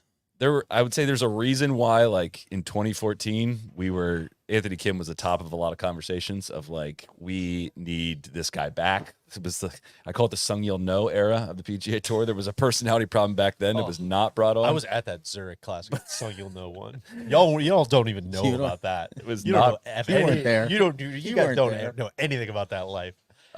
There is first of all, Jason Day has it says golf is life on the back of it. I thought you couldn't do messaging on shirts. We might have to look into that. I think it's too big for the PGA Tour handbook. Listen to his source on that. Anyways, they need he was still in that was fresh then. Now he's 38 years old, hasn't played professional golf in 12 years. I would be absolutely floored if we saw anything that was reminiscent to 2009, 2010. Even I know he was injured, but his last couple years playing the PGA Tour were not very good. He was not like the world beater that people think he was. I mean, he was a fun personality, but he wasn't like the most amazing player ever. And we wanted him back 10 years ago, and this feels very late to me, if it is real. So my feelings on Anthony Kim, it's less that I've always wanted to see him play again. It's more that I would just love to see him sit down for a 3-hour Totally. interview and explain, is there an insurance policy? Yeah. What happened? It's less about can he make the comeback and more about I don't know, being vulnerable is it maybe the right word of what went wrong or why'd you leave? But it's hard to believe that this. Yeah, it's if Anthony Kim comes back and then he's missing cuts and or coming in last in a team event, in Mayakoba. It's like it'd be fun for a couple weeks, but then it might just be a little like sad isn't the right word, but just a little bit meh. A little blah. But it also makes perfect sense for Liv. Like Sure. I don't think Liv needs. It's a dopamine hit. I don't think you need to have, like I said, you don't need to have like the 25th ranked through 50th ranked players in the world play Liv for that to make sense. Like if Again, you want to make it a personality based thing, like we're one step closer to the the Paul brothers playing, right? I your think your that take take's of gonna signing age. somebody outside professional golf, like I think that counts. I You guys would need to think give me that a counts. lowercase dub on that one. What's that? his prediction for 2023 that was that Liv was going to sign someone outside of professional golf. Well, you're on my block though. About what? Well, because I was calling out the Paul brothers being out there like That's when we talked about year it. and a I half think that ago. was That was, my take, that was like a when year we and a half talked ago. about it. No, that was my take. We'll check the tape, but I feel pretty confident about that one. I think that Anthony Kim thing's weird. Listen, man, time moves on. It's not to state the very obvious take, but nothing lasts forever. Nobody. We're not as young as we used to be, Neil. No, we certainly aren't. It feels a little like a Smashing Pumpkins reunion. Yeah. Know? Just cool, man. Like it's Yeah. not 1996 anymore. Like it just doesn't really happen. I think what would be a weird comp maybe to make is like Ricky Fowler. When Ricky Fowler was 24 and he's breaking onto the PGA Tour and he's wearing bright colored clothes and he's got these big belts and he's got the hats and everybody's dressing like him. The Players Championship, like one of the most exciting like players and eras of my time covering golf. He's not like that anymore, man. It's just time moves on. So like, would I rather see Anthony Kim like in fields than not in fields? I guess like probably. I'm curious, but like, do I think it's gonna do I think suddenly like kids are wearing giant belt buckles and like everything is gonna be the frenzy that it once was? Like probably not. Oh, I would, caveat what I said earlier. I wish him the best. Like if Exactly, he is for coming sure. back, Exactly I where I'm hope at. he plays awesome, and I Yeah. hope it's a ongoing story, and I hope he makes a big comeback. But it feels like maybe we missed the missed the window a little bit, is what my gut tells me. But By a TBD. lot. I'd say by a lot. Like going back to what we're talking about with Max, the level of play has changed a lot on the PGA Tour since he last competed on it, and that's why I said like I think Liv would make perfect sense for him rather than like Kieran Vincent or whatever is making up the bottom half of Liv. Like filling that with Anthony Kim. Is that a would real make- person?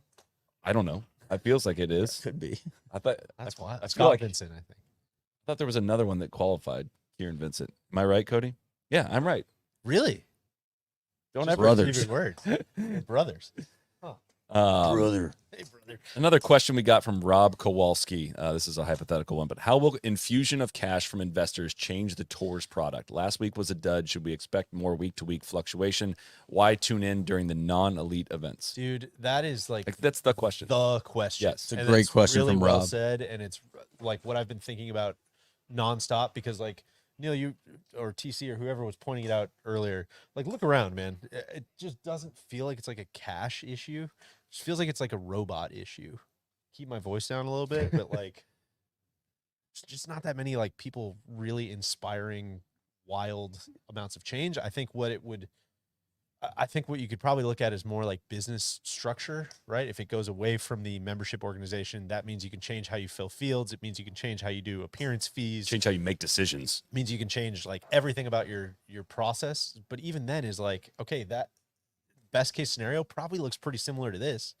Yeah. Right? Like all the top guys are here With less commercials, and it ideally, is but going to be different and it's going to be better and it's going to feel bigger. But like, I don't know if we're going from like a 3 to a 10. Like I think we're going from a 3 to a 5 is what it feels like still golf. to me, right? And that's kind of the whole thing is like you throw as much cash at it as you want. It is still like let me preface this.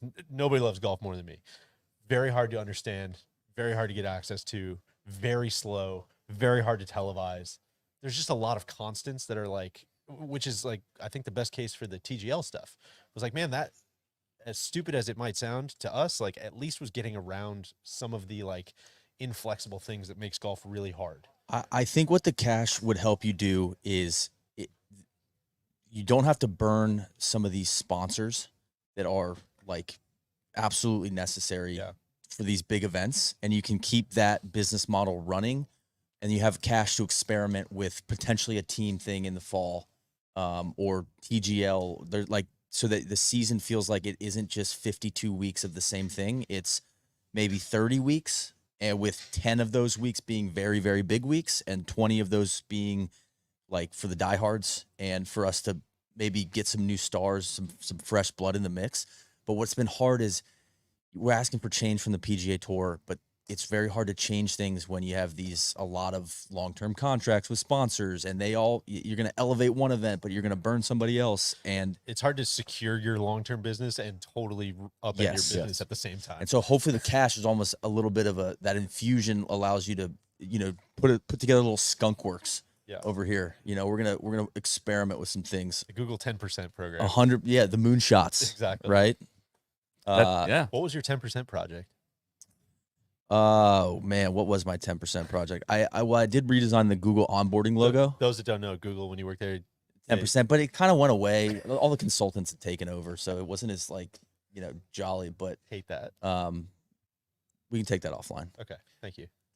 I love what you guys are talking about there. I think it is one, like the number one thing we've talked about. I believe this has come up on this podcast before. Is got to figure out how to broadcast this thing so it's entertaining and not be riddled down with commercials. I don't know if cash helps that, but for somebody to come in and reimagine how you present the product would be helpful. I don't think the private equity investors are coming in and being like, okay, well that part's fine. Let's just move on to the next thing we need to solve here. They would look at that and say, this product needs to become, the ratings are going to be what generates interest, which is, what's going to generate revenue, which is going to generate the return on this investment from the investors. And I was talking to a player on the range yesterday who was just making it, it's just bottom line it. He's like, here's what you do. You're going to take the most sustainable tournaments, the tournaments that, it's great that you have a title sponsor, but like it's not do or die if you have a title sponsor as to whether or not the tournament's going to make money, and you pick those, and that becomes your events. And instead of relying so hard on so many different title sponsors, the model just shifts a little bit towards the most profitable tournaments plus outside investment and getting return out of those tournaments. And that's where it gets above my pay grade, but like that again makes it a lot more sense than. I think what's hard, I didn't think like the right way to say this, but if I still don't really know what like the goal is of all of this. Is the goal just to like make the players more money? Is the goal to make golf like the biggest televised product in the world? Is it, I think it would be, I think the goal would be to capture the unrealized value in golf, which I think is there. I think is there. It is held a lot back. of fucking value like floating around. That's what I'm saying. But it's spread too much. But it's spread out too thin. Like it's an inch deep and a mile wide in terms of, again, going all the way back to the structure of 200 members on this tour, and like that being how decisions get made. Look how hard it was just to get like the limited field events started. If you start making more decisions, again, the 501c6 charitable aspect, whatever you want, the trade organization, not-for-profit organization that the PGA Tour is made under the charter of, like, I forget what the exact mission is, but it's like growing the game of golf through the lens of professional golf or something like that, or something for professional golfers, right? Like the tour is for the players. It is their trade organization. They're independent contractors. It's how a lot of decisions get made. There's no collective bargaining. There is no group of owners that are like trying to maximize the top funnel. Like the PGA Tour executives are doing what they can to maximize that funnel, but there's no plan sketched out for how this whole league works, because it's all made up of these individual events for these individual players and independent contractors. And there's a lot of value that sifts through that model, is what my take would be. And DG asked a great question. I think the goal for the last, up until 3 years ago, was let's keep the gravy train rolling. Like, if it's like, it has been rolling. Yeah. Like, let's not mess it up. And so now it's like, oh, wait, that's not going to work anymore. So there probably does need to be some reflection on what's the goal now. Yeah. It's interesting. I mean, because one thing that's at odds with, like, the mandate for the tour is to get as many playing opportunities as possible for all the members.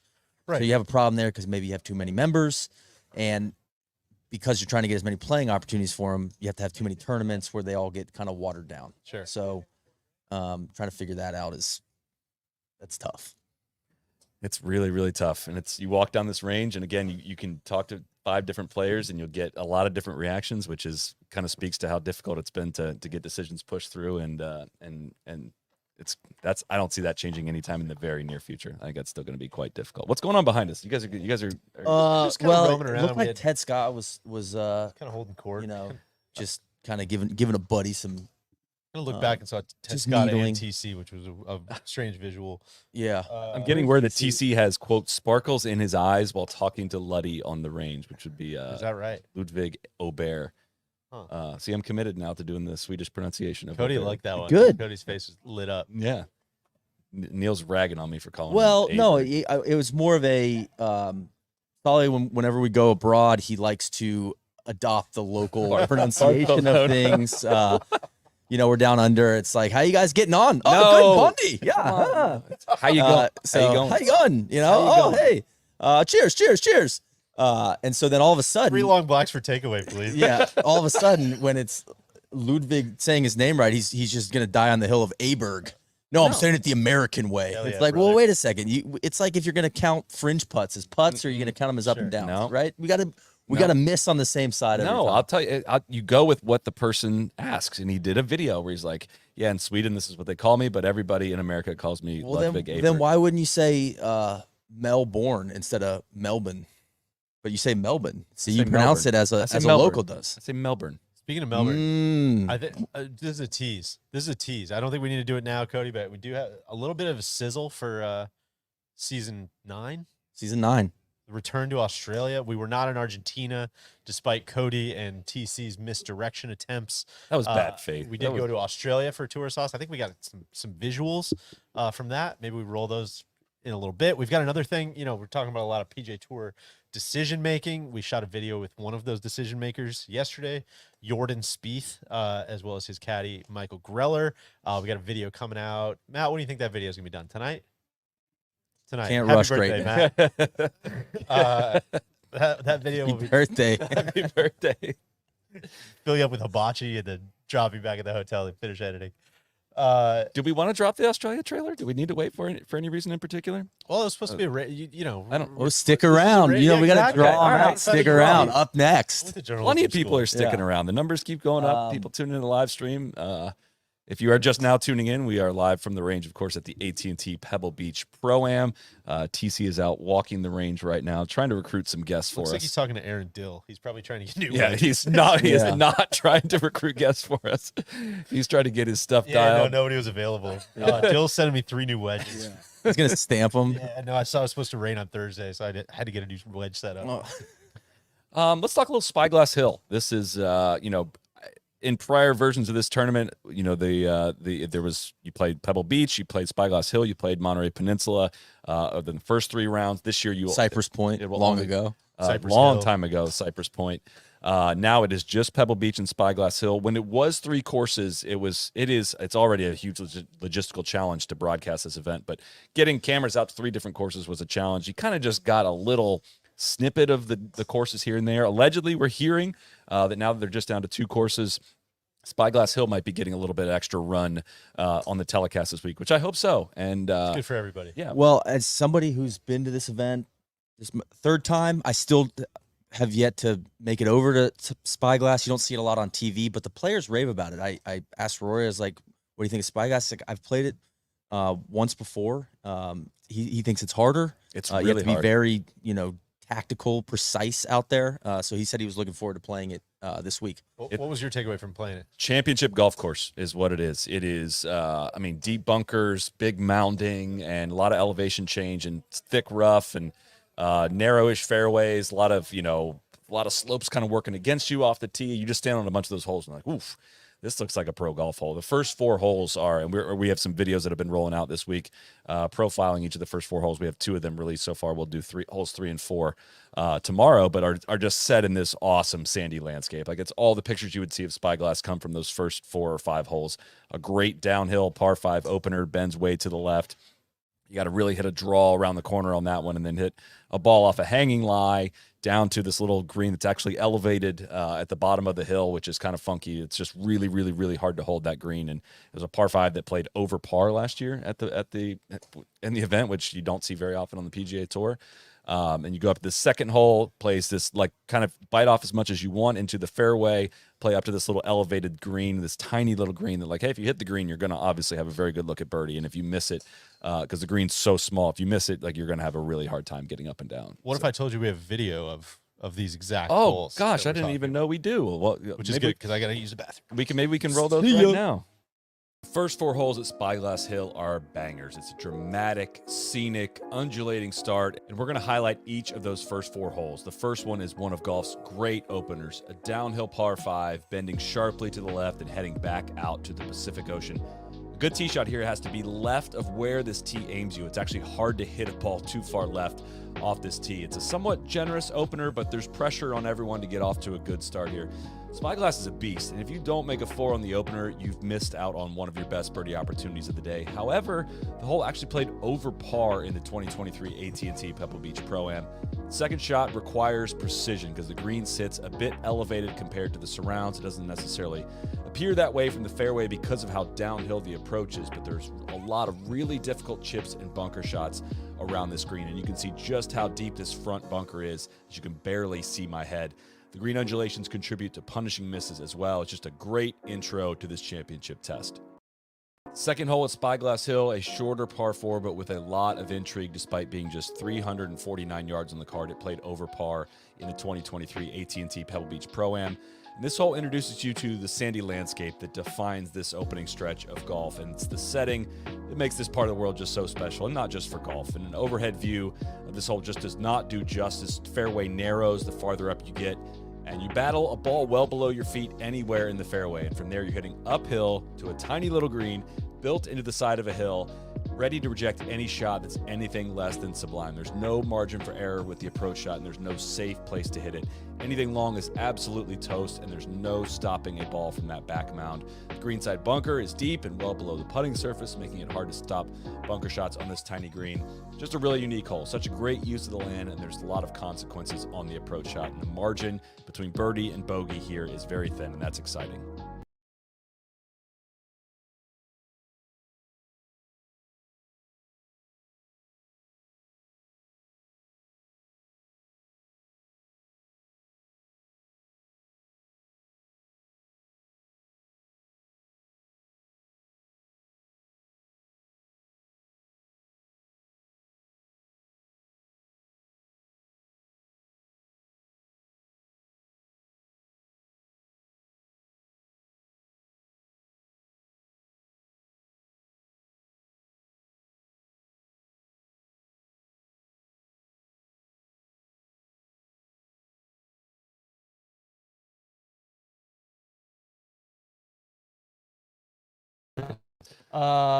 Ludwig went back to Sweden for the holidays. I asked him if he was tired after the grueling 2023 season across multiple different levels of golf. He said, quote, yes, he was tired. Great insight there, TC. And then I asked him how he got from Sweden to Hawaii. He flew from Copenhagen to LAX to Maui. I thought for sure he was going to go, Stockholm to New York To Maui. but he didn't. He went Copenhagen through LAX. There you have it. Believe that? So 3 Ludwig nuggies. Yeah. Skovron also said that he can back Max up when Max said that Skovron's not playing good golf right now. Okay. Scovy said, I am not playing good golf. A second source that Joe Skovron is not playing good golf right now. Danny McCarthy is walking past right now. We got Ben on. I didn't realize how much of a unit he is. Oh, yeah. I was talking to Aaron Dill a little bit about. Yeah, we were thinking you were just not going to get nuggies and go get some new wedges. Mr. Hat is walking by, Brandon Wu, right now. But Aaron Dill was saying, couple grind changes, but most guys were kind of focusing on things being wet here anyway. So no biggie there. Okay. We have Kevin. Our Kevin Van Valkenburg has been roaming the range, and we're going to bring him in for a little bit of a guest appearance here. Yet first, Cody is going to drop in to say, I have a mea culpa. I just messed up, and the chat is all over me. We missed the beginning of your take when you said I was talking to Luddy on the range, and what he said. Spyglass is sick, but that's pretty much it. And He then we said have audio Spyglass. He said, "quote." I apologize to Spyglass everyone. is sick We're to doing it see. live. We're trying to get it figured out. But KBV, That's unfortunate. And Listen, Miss but that's going to Lippy's car happen. is green. This is what happens when course. you try to do it live here. Hello, folks. KVV. Shout out to TC for doing some on-site reporting. For sure. What did you think of his journalistic Yeah, I practice? mean, Introduce him He to introduced me to Scavi, Ludwig and Lud- Stavron, so we're helping each other out.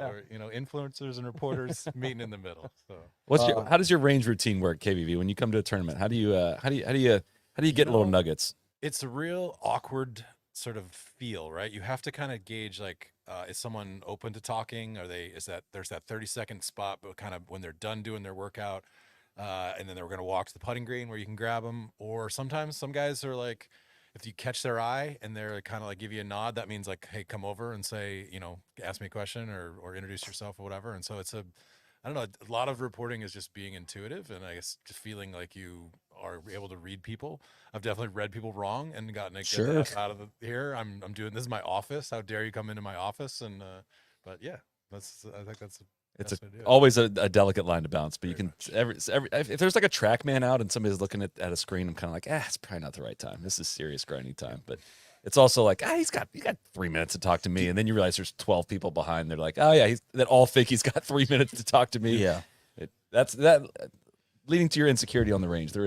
I have some of that too. Listen, well, I just like giving you a hard time. Come on, it's just reps, right? But there's an art to it's we were talking about it. relationships. Work in a locker room, like in football or basketball. Like Baker Mayfield once MF'd me. I think I've still told this on the trap draw a few times when I walked up to him. I was like, hey, I'm from ESPN. I'm gonna write a feature about you. And he's like, get the F away from me. Like you. Really? How dare you come up to me right now? It was like in the hallway, and it was somehow like I had how violated. dare I you? don't think violated Baker Mayfield's Baker. good enough to do that. Yeah, I mean, I've like gone up to Peyton Manning and Tom Brady, and they give you a polite decline. And this was Baker's, I think, rookie year, and so to get MF'd by him was That's like, whoa, tough. like hate hearing that. Yeah. So, but you know what? I don't hold it against him. You can't. It's just Who's the meanest athlete you've or the harshest somebody has been to you when have put in a request?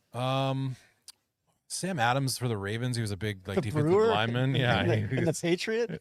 I don't. Was he even on the Patriots? No, He it was was. Sam Adams. Oh, Sam. Sorry, TC. Kind of founding Flip fathers. that one, but yeah, he was a got he was a Matty grump. Fitz He didn't walking like in. to talk.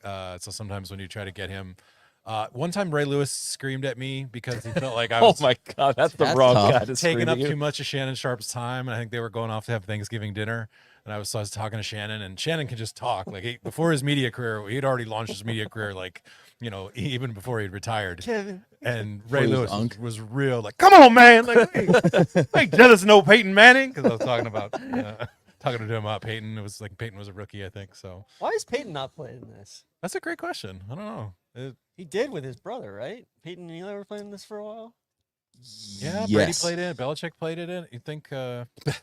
Remember Belichick was playing with Ricky Barnes. I remember one of my favorite Randy jokes ever was, man, I love that. 1 week after the season, and he's already scouting tight ends. Ricky Barnes' dad played for the Patriots. Did he really? He I played did not tight know end for that. the Patriots, I think. That makes a lot of sense. Yeah. That makes Yeah. No, but just working the range, saying hello to some people, getting hopefully some insight. Any residual sadness from your Ravens? Some sadness about the game plan, TC. Like Yeah. they ran 6 times. That's the lowest they ran all that's year. insane. Like No how running come out? backs left. You know how many freaking yards the Chiefs gave up the previous week? Like 190. So like the idea that the Ravens would come out and just throw it all over and think that they were trying to prove a point somehow was ridiculous. Yeah, So I I don't know, mean, it's sadness. I don't was really- sad as a ball knower Yeah. that the Chiefs are. Well, congrats to Kyle.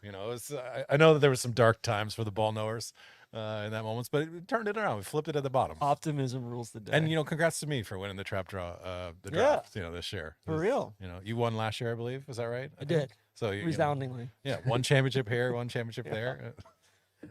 What's your stoke level like for this week? You went to the U.S. Women's Open out here last year. This is the first time we've seen Pebble Beach in this light as a signature designated elevated event.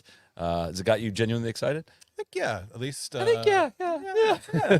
No, I'm always stoked for Pebble. I think it's what a own goal that for years the tour didn't have a regular event with all the best players here at this course, right? It's the one course that everybody knows, if he's a casual golf fan and wants to sort of have really good players be at. I'm psyched to see Rory here. Rory has said he hasn't played here. I was talking to him yesterday.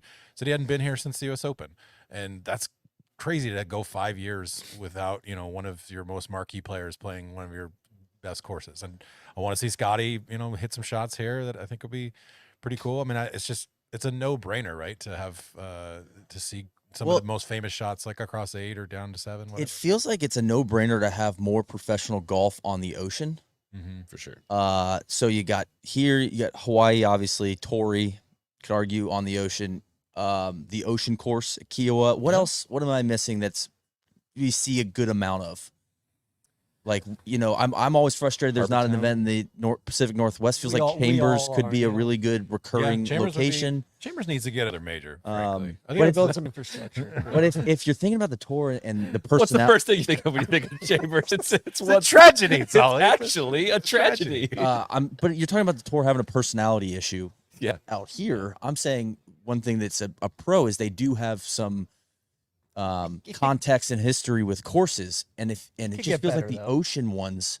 It's great for TV, and the fact that we don't have more tournaments that just have striking coastline is Neil. I think something that could be improved. Another tournament, the Mexico Open, presented by Vedanta. Yeah. Ocean.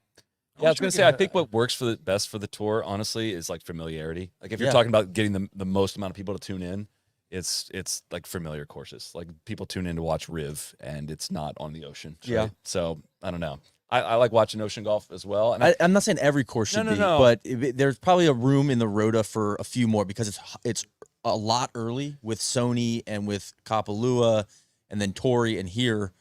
And then we don't see it again until maybe you get, the PGA at the ocean course or something. But otherwise, you basically till the Open Championship, you're even going to see a body of water again, other than Well, you get back to the realities of pro golf, though. It's like when you Whistling Straits, when you are cut off the entire side of the golf course of not being able to get fans in or out of there or seated there, like it just becomes that much harder for logistical. It's I think the one that speaking of personality in PGA Tour venues, the one that I'm most bummed about that they've gotten rid of is Chapultepec. Yeah, it was such a weird awesome. house of mirrors that would make for fun golf. And I think in a weird way, like the first tee announcer was just got you so hyped. This is probably the closest to some of those weird shots they had to hit at Chapultepec with, and it's on kind of bouncy greens here and really small, shrunken in. Like they gotta expand these greens back out. Although I am excited for them to go to Castle Pines this year for the BMW, get guys playing at altitude. I think the players are gonna complain like crazy about the walk there, though. Love it. That's great. God, I'm watching some of these AMs warm up, and it's like I recognize a few of the high-powered CEOs. I don't know who they are, but I'm like, have I seen him on CNBC? Maybe. I probably. You know what I mean? It's like I recognize that guy's face, but I have no idea who he is. TC's played golf with most of these guys. I'm sure he could help you with the list here. Yeah. Cantlay's grinding with JJ. And Wiesenbeck down on that's not that's JJ right there. JJ right there. Nils, as a business guy, do you think any business ever gets done with the? No, that's Wyndham down there. Oh, that's Wyndham now. Yeah, sorry. Do you think any business ever gets done in a pro-am, like relationships are formed? I think. Well, it sounds. I think some sponsorships get done. I would say it sounds like the Megacorp was Bryant Harmon's initial deal was a pro-am with the CEO. I think a lot Pebble of that goes pro-am on. or just a I think a regular pro-am. Yeah. What I feel like you're not like doing the business during the round. I don't think you're working. You might talk about it, but it's more about the forming of the relationship. And it's just you get me in this pro-am, I'll take you out to Cyprus, and that whole network of how stuff gets done seems to be very real. I'm kind of bummed that Andrew Waterman's not playing this year. Yeah. You think that would have been a great opportunity to get him to know some of the people? Yeah. Pie Man, you got 3? I'm going to sub out and see if we can do some recruiting. I know Pie Man ended up probably just bombastic nuggets. Don't forget to take your headphones off. I don't know if they're going to be better than my Ludwig Nuggets. Do you want to take a quick break to run the spy holes, or do you want? We're gonna give you a little preview of holes 3, 4. Take a quick little break, and then we'll be right back.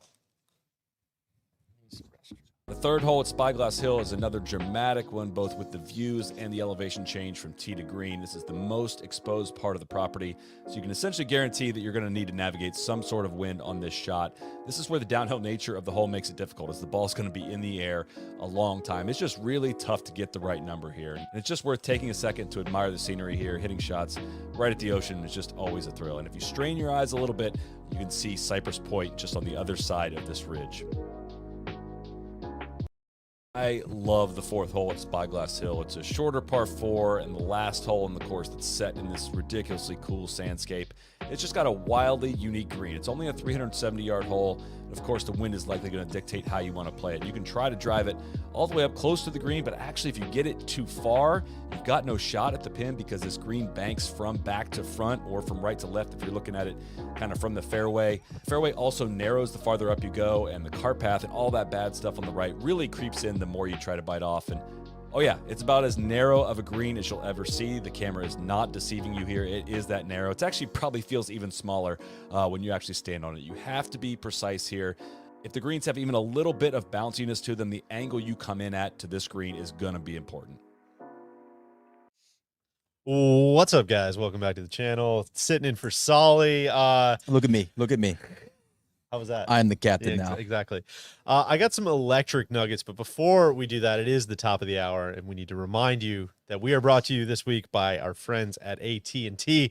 At AT&T, connecting changes everything. Today, being connected is essential. Connectivity is truly the bridge to possibility, improving the way we move through our daily lives, succeeding in work and school, and having access to opportunities that may not have been possible before. That's why AT&T invests expertise and resources in their network constantly so customers can keep connected with every aspect of their lives. After all, connecting people is what AT&T does best. Each connection leads to greater possibility. Connecting changes Everything. AT&T. Shout out to Ramon. I don't know if it's not for me, it's for my daughter Lizette. Yes. I don't know if my nuggets are super hyper electric. Here's what I would say. Saw Christian Bezadenhout out there. Sure. Unit. Much bigger than I thought. That's on me. Obviously, he's been around for a while. I was not familiar with your game. True, I was not familiar with your game. Much bigger than I thought. That's not a very good one. Second one, I don't know if you can see it. I was trying to really want to sit here because over my right shoulder here, your left, if I move this way, you can maybe see him. He's moving. There's an amateur back there in just an electric monochromatic maroon fit. Oh, yeah. Unlike way back there. Anything I've ever seen. I don't know who it is. I was trying to find out who that was. But just I gotta think. I don't know how Malbec collection or the Malbec. Stephen from the Twisted Mind of Stephen Malbec. Mr. Ra. exactly. I don't know who that is, but I really respect if you're gonna pay. I don't know what the amount is to pay. To play in this event. If you're gonna do it, you might as well show up wearing something like that. So I wanted to shout that guy out. The third thing, well timed, because I know you were just talking about sponsors and things of that nature. Any of you guys know, no cheating if you saw this in your last walk around, who the bag sponsor is for Mark Hubbard, Homeless Hubs? Dude Wipes? No. I think he used to be a Dude Wipes guy. Is it a housing corporation? This is going to be really dystopian for you, KVV. I think I know it, so I won't answer, but unless you want me to answer. Please. Is it USA Sports? USA Today Sports. Yeah. Really? Yeah. Gannett or Gannett? Is it Gannett? Gannett. Gannett, yeah. I got to Your people, KVV.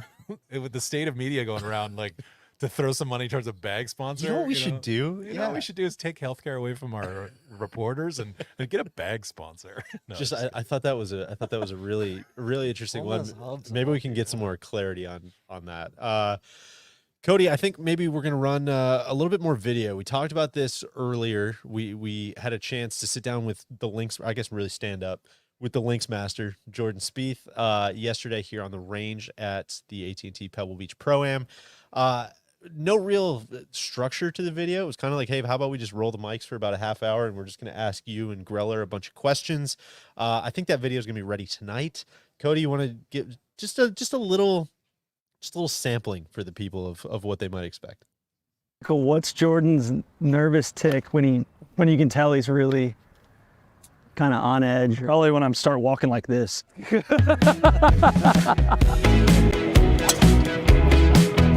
What do you remember about the first time caddying for him? First time caddying for Jordan, I boned him over the green at Gold Mountain on number 10 at the US Junior Am 2011. When you disagree with something on the golf course, how do you communicate that? For a while, I was getting vetoes, but Jordan gave me unlimited vetoes.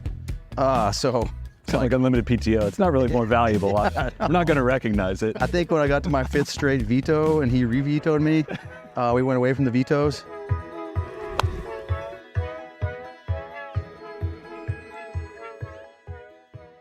lots of good stuff in there. Look out for that later on the YouTube channel. I would just say what I love about Spieth is just you want to ask him good questions because he really makes an effort to give you good answers. Yeah.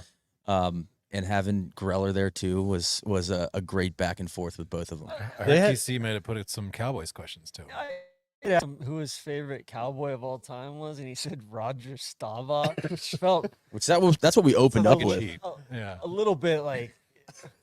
All right, let's be real here. Who's really your favorite? Who's your hero? Neil Armstrong. Right there.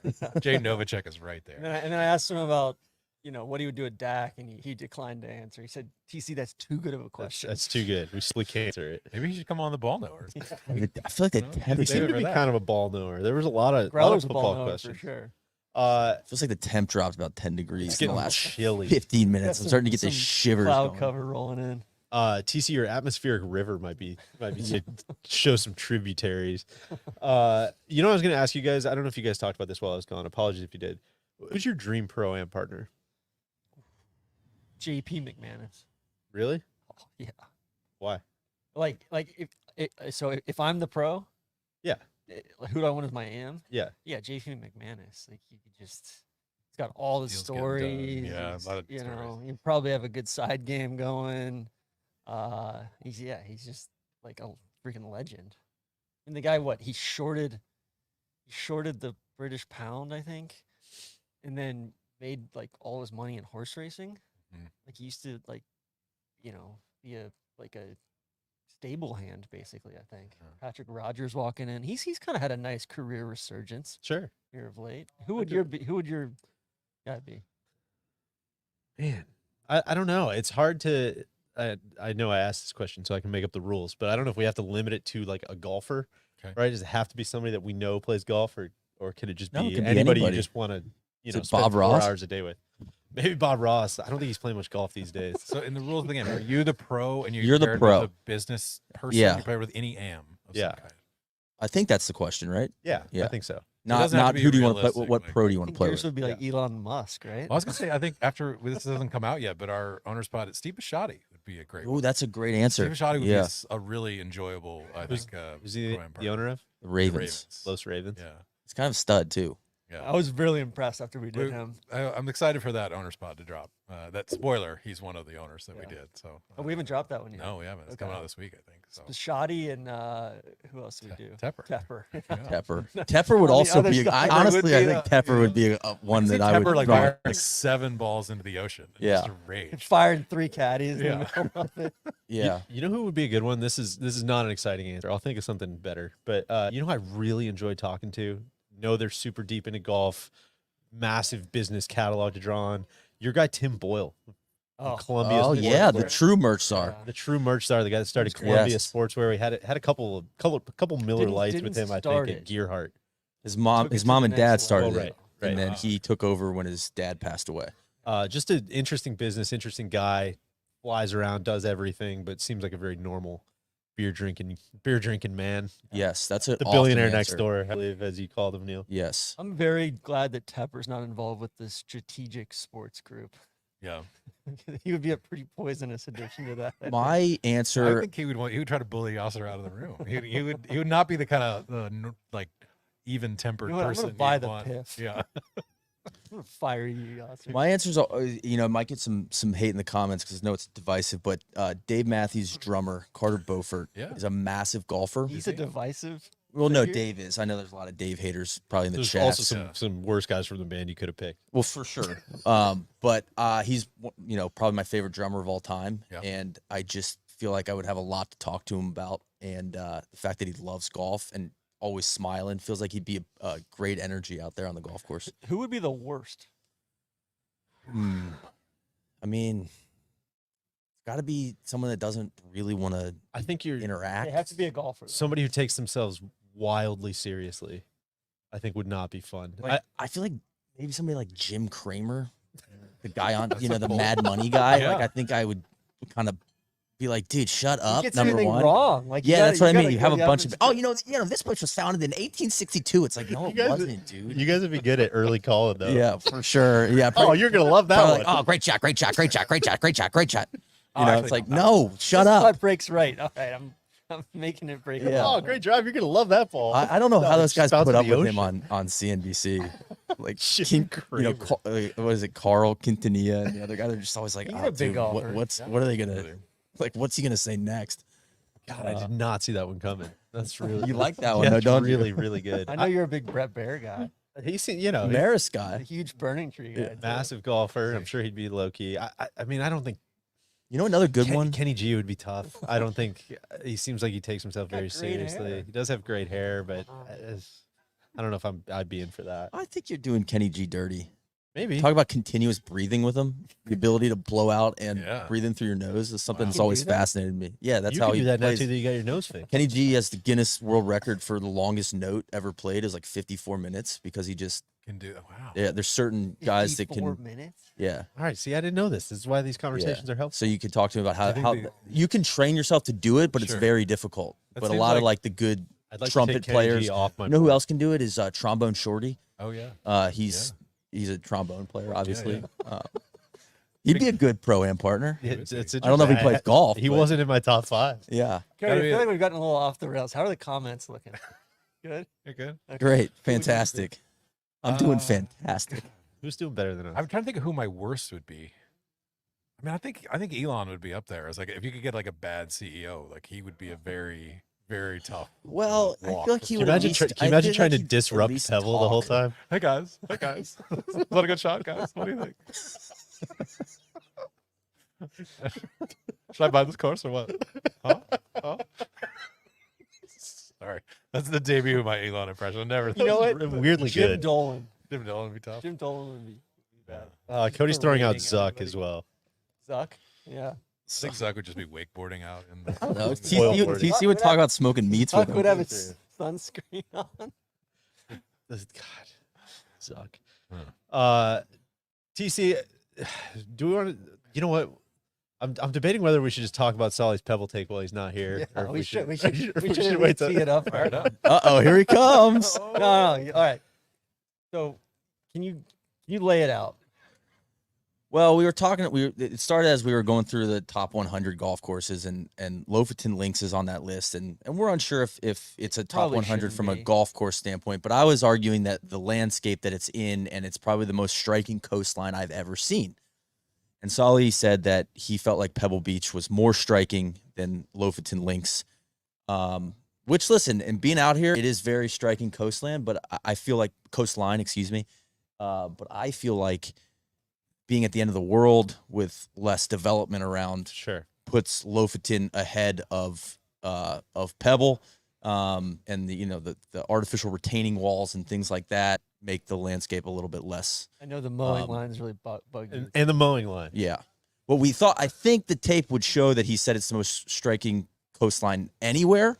And we'd had a lot of wine at this point. Yes. As well. So But we'll say that it was golf. I will argue, though, Solly's defense, if you go down the coast about 20 to 50 miles, Big Sur probably is some of the most Sure. incredible coastline in the world. So I don't think he's as far off. I'm starting it's a to true TC, maybe the best reach coastline across in the, the aisle world, a but little not bit. necessarily in the county. but I do disagree with him saying that from a golf standpoint, it's the most striking. I would disagree. No with old that. head. Well, he All right, moved the you're goalpost a in, little bit. You're in. You're in. You're in. Striking coastline on the Monterey Peninsula. You were doing so Yeah. well. I did not say it was the most striking. You said Lofoten was the most striking setting for golf you've ever played in. And I was feel like, that way, I was like, yeah. I mean, like Pebble's a better location than that. That was not to say it is the number one spectacle Well, I feel setting like for that's golf. doesn't moving, have mountains moving the in the goalpost a distance. little That's, bit. that's some pretty big It mountains has out there. hills. I mean, it's got Not in it's the got a lot. distance. It's got a lot of Well, depth to that coastline. We It's can, pretty. we'll stand down. We'll put a pin in that one for now. I feel like that's a good opening détente. We can Yeah. get that in My hour. argument would be I tomorrow. don't think that Pebble's specific bay Yeah. it's the best coastline I in totally the agree. area. I was just but, giving an example. That was- Well, yeah. you don't like Stillwater Cove, hate Stillwater Cove. I don't hate it. I just Hey, don't think it's the best. Stillwater Cove question.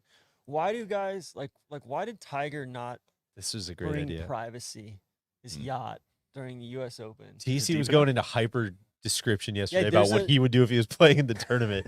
Park a yacht out there, potentially either dinghy or jet ski back to the back Into to the beach coast. club, shower, sauna. 40 or 50 oysters. Maybe that's what happened to DJ between rounds 3 and 4 at the 2010 U.S. Open. We, His jet can, ski we incident. convinced Neil that was Ron Jeremy's house. out of No, the not corner. we. You.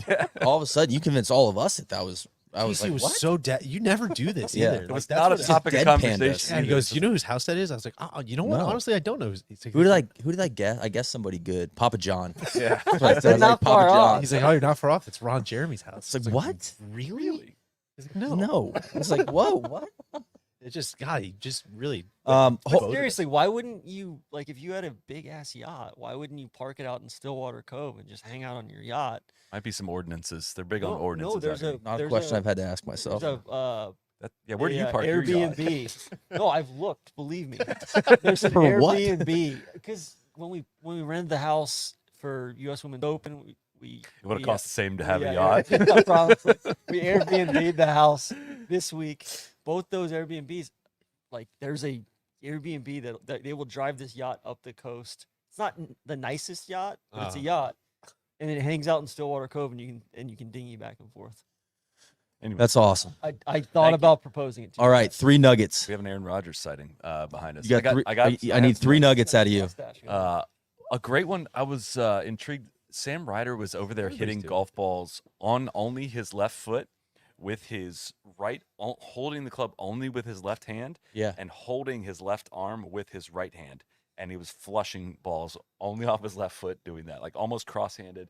I don't know what that drill is, but that one Hold on, say that definitely caught again? my eye. He was Left foot off his left foot, with his right hand. only holding the club with his left hand. Left hand. Holding his left arm with his right hand. So not quite cross-handed. The right hand was not on the club.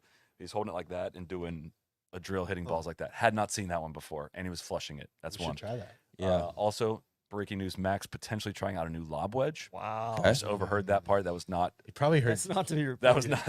I not heard TC was confirmed. in the tee grind. Thought it was gonna be good for his game too. All of our golf coaches, Corey Lundberg, who's out there working with Homeless Hubs, wants to come and chat about Kyle Shanahan. He might swing by here. Really? He wants to talk to you Ball about the ball knower? knower. He specifically called out the ball knowers and said he wanted to come have Great a chat. day to be a ball knower.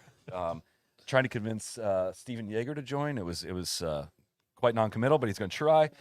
And I counted 61 non-playing people out on this driving. Does that range. include you? 62. That makes I am in that group as well. Are they running out? Who's got this other DeWalt bag here? That's Jason Day. Day. Oh, that's Day Days, still. Yeah. Okay. Why we've got amateurs are supposed to be down here, Not pros respecting are the supposed to be rules. down here. It's totally. I'm It's not sure where chaos, the amateurs TC. are supposed to go. All TC CEO friends have no space on the range. Straka and Aaron Rodgers walking in together, both units. Yeah. Kind of puts in perspective how much of a unit Straka is. The receptacle. Last thing I had was this specific ox. range might be the flushiest range. Like, you know, we get to go to a lot of these places. We've heard Impact. Listening to like Cam Davis and Max hit balls down there, it's like, holy shit, man! Like, sounds so incredible coming off the club face right Audio-visual. now. Oh God, You just might need to get. destroying the ball. I'm workshopping this on the fly, but Saul, you might need to start some sort of turf index. Ooh, I like you that. know, like what is Pebble Overseeded rye on the is- turf yeah. index? Is this like a 8.2, I would say it's up something like there. that? Oh, That's and interesting. natural follow up. What's the highest turf index you've ever seen? I'm gonna have to think on that a little bit. Just for ranges or anything? Anything, I would assume, is what you're Yeah. asking. I mean, Sandbelt turf was It's interesting. It can be a little sticky though. Some of that grass can be a the little sticky. bounciness. So it's The, like, the common cooch. Like the bounce of the ball and the Yeah. greens. Is that No, but I absolutely- like the think he's way- talking about flushiness. yeah. The flushiness meter, right? Flushy con queso. Yeah. Well, it's your index. I mean, you take it. You however just want. came up with it. You got to help me workshop it. I would say, yeah, there's a lot of good ones on the West Coast of just like this again might sound really dumb. I truly think the ball comes off the club straighter on grass like this than like Bermuda. On The- what overseeded? like just rye. Yeah, just any almost northern grass. I think the ball comes off straighter. It always feels like you're taking a training wheel off when you, or that's the wrong analogy. When you're taking like the donut off after getting off the on deck circle when you go north and you're go from Bermuda to like hitting off grass like this. Well, anything for like, I would say Bermuda versus anything. Yeah. Is better. Yeah. You brought up the Australian turf. we've danced around it. We haven't really talked about our Australia trip at all. I know we have some tour sauce footage we're going to roll in shortly. TC, do you have anything to say about our travel in specifically? Oh, wow. You know, how things ended Anything up. you'd I like just to want to give you apologize the for? platform. Do you have do anything that. to say about our travel out? I stand, you know, I stand with you in good times and bad. Okay. I'm asking the questions as. Yeah, we had an hour delay, Boeing maintenance issue on the 787. I believe it was closer to 2 hours. No, it was an hour. It was an hour leaving, and then somehow we didn't make up the time in the air. We missed Another our, Boeing issue. We missed our connection at LAX. We probably should have booked through SFO. That's on me. We're gonna get better from it. We ended up driving from LA to. What was our airline? You didn't say anything about the airline. We were Yeah, flying. what airline did we I fly? heard it was a Boeing United. plane. United. Okay, United. Well, I'm just looking. I don't know if Ed Bastian, the Delta CEO, might be in the field this week. I know he's been in the field in the past. I'll try to get him on the live show. Yeah, listen, I apologize on behalf of everybody. Thank you. Well, But definitely, Scott. following a 13-day trip down to Australia, different parts of Australia, Sydney, Adelaide, Melbourne, King Island. King Island, back to Melbourne, however you want to say it. Solid. Nobody maybe is saying Aberg, Melbourne. Aberg, Not Melbourne. one I think Randy said Melbourne once. Well, TC, I feel like this was kind of your baby putting this thing together. was. Talk to me about why going back to Australia. Yeah, I'm sure the haters and losers, of which there are many, are going to say you already did that. We don't need to see that again. We got this looks like Qualtrics Ryan rocking up. Oh yeah, Ryan Smith, owner. Yeah. Yeah. You know what? People were saying, why back to Australia? You guys already did that. We really didn't do it. Like, we were down there for 5.5 days and filming it on cell phones. It didn't do it justice. I think it's truly the best golf in the world. I haven't played a lot around London. I think that's probably the only other place that would compare. But you know, overall, I think we wanted to go do it. Wanted to show more of Australia. Last time we just went to Melbourne and a little bit of Barnbougle, Tasmania action. So wanted to go a level deeper, and we did. We were 12 or 13 days instead of 5. and what? Only 2-3 of the same courses? Yeah, we went out to of 10. St. Andrews Beach, which was the first course we went to the first time we were there. Played all 18. Played all 18 instead of just a jet laggy 9. Kingston Heath and Royal Melbourne West. And then everything else is brand new, which, you know what? I don't think we have all we had to get Randy there. And Randy was not there last time as well. Was not able to Cody, I think we have a clip. Maybe we can roll. This is just a couple of the scenes. There's no rhyme or reason to this. Made this on the plane when I should have been sleeping. But here's what it looks like. And you can tell it looks quite different than last time we were there. All right, let's see. I expect to see this on YouTube.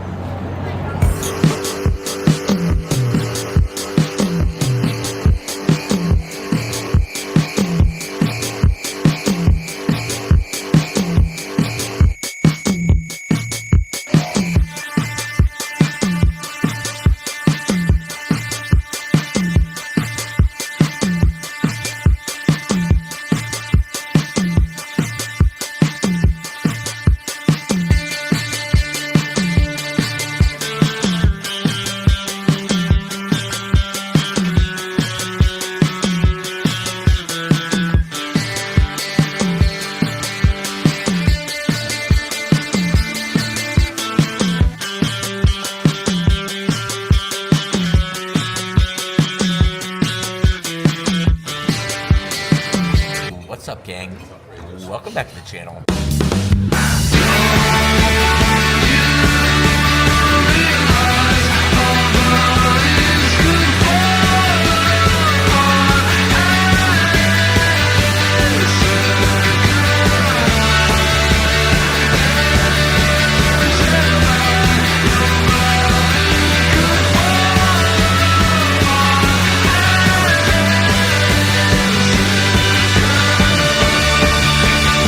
Those are you guys tonight.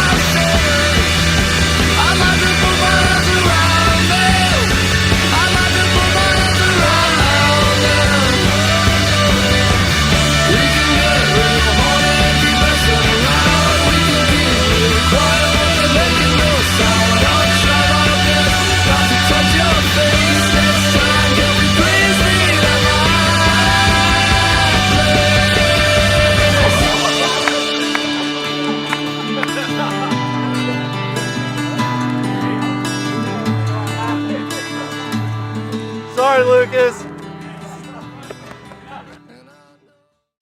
All right, I got an absolute treat. I got to watch the Pie Man put that together while we were Pretty cool. flying off. It was great to see your process and how a video all comes together. But yeah, that will be out here in a few months. KV, are you excited we're back? What was hosting duties like on Sunday nights? Yeah, a little stressful. But you know, I had some good co-pilots with me. It was definitely a strange experience to be in the captain's chair. I mean, also I realized just how easy it is. So I was like, it's just, you know, I just was like, this guy, Anybody come on, could do you know, this. putting together an agenda. You know, making sure you want to cover all your bases. I got a few nasty emails from people saying you didn't talk about this. I'm like, dude, we talked for 2 hours. I think we covered like welcome to the party. pretty much everything. But you know, it was good. Wait till we hear about all the things we missed in this 3-hour show that we're trying to fill time. Somebody got on me hard saying that I had mispronounced Nick Dunlap's name. Wow. I was Just did it as well. no Dunlop. Dunlap. That's like how Montanans say Dunlop. Oh, he's gonna die on It's this not hill. Dunlop. It's Dunlap. Like that's just how Dunlap. the. Dunlap. You're saying Dunlop. You're saying Dunlop. I'm not. I'm truly not. Agree to disagree. It's just how my kind of like Rocky Mountain accent. I'm not trying to say Dunlop. Dunlop. I don't know if you're hearing the difference here, but you're saying two different things. We're excited to be back. You had that. You had the Gary Player pod that came out, which That was something was- very new. It seemed like people were very into. Yeah, a lot of positive feedback on that. Was really, you know, you and I had talked about that for months about, you know, what a fun thing that would be to do to just basically like educate people on the actual like crazy story of Gary Player. And it's fascinating. I hope people who haven't gotten a chance to listen to it yet give it a chance because it's really just fun storytelling. It's not like a lot of the pods that we've done before. We get to sort of mix in a little music with it and some sound bites from Gary's crazy interviews that he's done over the years and stuff, and some Masters footage even in there. So it was a lot of fun. Was there anything, not to get too deep into your process, Sure. but anything you would do differently? Is that the first thing you've done for like a straight up audio medium? That has to be a different Yeah. process than like just full on writing. Yeah, I mean, it definitely is a little awkward in some, like, you know, a lot of the quotes came straight from Gary Player's autobiography, right? And so if like an audiobook had existed, Which is always weird when someone writes their autobiography like 50 years, like it was written in like 1964. yeah. It's like written the year the Beatles were on the Ed Sullivan show. So, like a bunch of stuff's A happened. lot has since then. changed. Imagine how many Yeah. miles he's flown since then. I don't know. I mean, I think we mixed should in write an audio where we autobiography. could, and that was a nice little pop in there. But obviously, it'd be great in the future if you had just every quote that was in there was just the audio of the quote, right? And that's kind of how some of those podcasts like Serial and This American Life do. And nobody's like reading quotes there. But I don't know. I think I definitely think we picked the right subject for the reasons of doing it, and the part of the reason we joked in the beginning was like we've been doing stupid Gary Player jokes for a decade now, and that's in some ways like part of how our friendship sort of all came together. And so you can trace it all the way back to Chambers Bay, which is a sort of a seminal moment. It did really make me laugh. You and I had talked about this, whether we should like point this out or whether we should just kind of let it hang there. But that the end of the pod is like him winning the Masters in 1978, and he's shitting all over Robert Trent Jones. In the beginning of the pod is him shitting on Robert Trent Jones Jr. So he's like, for like 50 years, Full he's had like circle. this feud with the Jones family. Which I respect that about him. I can get down with that. One of his best takes. Although, you know, according to Ludwig, Spyglass is fire. It's sick. You know, It's that's sick. what I hear. Anyway, I think Can't there's a confirm. not zero chance that Gary Player might come on the pod someday. So, you know, That'd be incredible. That'd be great. I think he would be.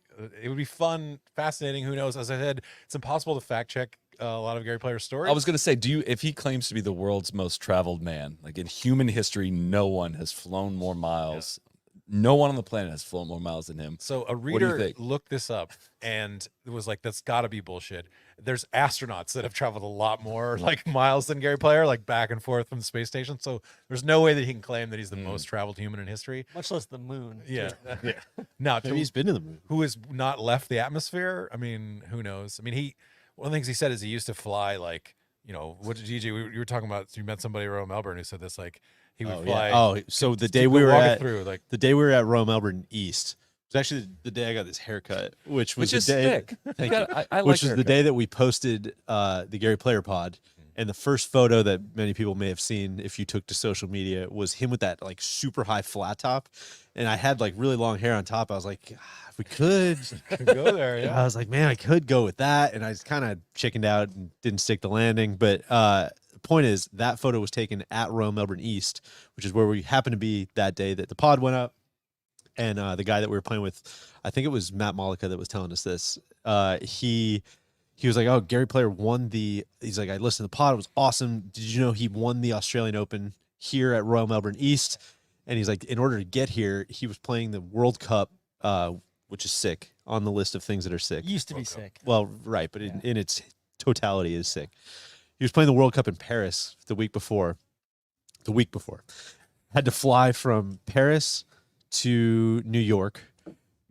I think it was Paris to New York. Paris to New York. Stop in like Newfoundland or something on the way. Might have been Maybe. He might have done his stop in the Azores or wherever it was, where he's running up and down the Canary Islands. Running down the running up and down the runway. He flew Paris to New York to LA, LA to Hawaii, Hawaii to Sydney, Sydney to Melbourne. Had to take a helicopter to the first tee to make his tee time. No practice rounds. Went out and won the Australian Open by 7. And I'm like, man, that's it. You Like know what that's the guy. Honestly, striking thing doing that podcast was this, like, reminding yourself, even though you've heard it like before, that Gary Player was really freaking good at golf. So well, good. when you Like, said it in so there, overshadowed. like, what did you say in there? Like possibly the best golfer ever from outside the United States. Yeah. It's like, whoa, yeah, I never thought about People that. but, constantly, like, you know, you say like, oh, besides who are the Tommy, top 10 players of all time, and people will constantly like rank Gary Player like near the bottom, like 10, 9 or whatever, and they're like, no, Hogan was better, Nelson was better. Man, Gary Player like went everywhere and kicked everyone's ass. Like, and he did it in Got a lot of really, respect for- he did it in an era when like the big dick swingers were out there like winning a lot of majors. Now it's so much easier, and these guys bitch about like, oh, I got to go to Japan, or I'm not going to Australia ever. Like, he and his wife would load their 5-6 kids into the airplane. that's the other thing. And, you know, Oh my god! ship them across the world. We need to get Gary Player and TC just chopping up on airports. Totally. Just He needs to go on airlines. the airport spot. but he's going through all sorts of local fixed base. Not the like private terminals. Okay. I'm not. I don't know. I don't think back in the day he was though. Yeah, I I'm don't sure know. he could Yeah. he could educate us on like airports in the 60s and the 70s. Pretty air travel in the 60s He and 70s was with a 5 Pan Am kids and across the world is like truly mind blowing. so. But check it out. It's a fun pod. I think we're gonna do. You did great work. To everyone who said, please do more of that. Yes, more is coming. Yeah. So We, I know you've talked about some of these things, but we haven't had a chance to talk with you about some of the things that have come down. Obviously we had the Nick Dunlap victory at the Amex and the subsequent decision this past week to turn pro. Was it a no-brainer to turn pro after winning a PGA Tour event? Took a couple days to do, but he did it. I think so. Yeah. Right. I mean, it has I feel like people were just making something up in terms of to talk about of like, he might stay. I mean, the NIL stuff is the only thing that gave like a little bit of pause. Like our and PGA Tour to you, right? You Yeah. can kind of. Can you make that make sense to me though? Like a college golfer, what kind of NIL? I think it's different on the women's side than it would be on the men's. Like, I think Probably. the scales are different. Like I But think you know what? If you're at like a university that has a lot of booster money and it's like really, you got somebody who's a billionaire who's like really wants to see the Saban's Alabama- contract yeah, just got freed up. right? Who really What wants if to see JT them was paying him?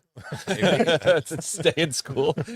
who really wants to see him win an NCAA championship? Maybe you haven't won an NCAA championship in a long time. It says like, hey, I'd love to sort of sign you to a $3 million name image likeness just to stay through the NCAA's. Isn't it? As someone, I'm sure there's listeners out there that don't know quite how the NIL actually works. Is it that simple? Like, So you have to like go through the official like collective of it, right? You can't just like hand him a check or whatever. They're You basically clamping have down to, now. yeah, a little There bit. has It's to getting be like more an and more exchange regulated. of Yeah. services or So something. too, right? get him to sign autographs, get him to do appearances, get him to do something like that. I mean, I'm sure that they could, fake it in some sense of like, hey, show up for do a clinic and sign autographs, and all of a sudden we'll hand you your check. But I don't think it was a no-brainer in the sense of, yeah, you got to do this, but I'm sure it was like overwhelming for him. It was like, holy crap, I was not thinking about doing this like right now, and now I have really kind of, it's the best possible thing to do it. I mean, you see him walking around here just a little bit ago, like he's not exactly like, it's a lot different, I think, to show up at an AM and you're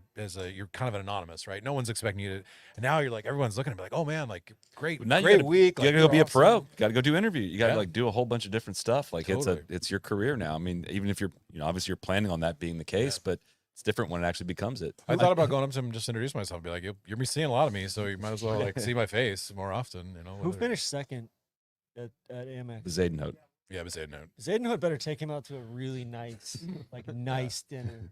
Like You guys didn't get to see it, but Zayden made an unbelievable birdie on 18 to put the pressure on him. Like he done lap, came to the 18th tee thinking, oh, I have a 2-stroke lead, I'm gonna just blow it way right.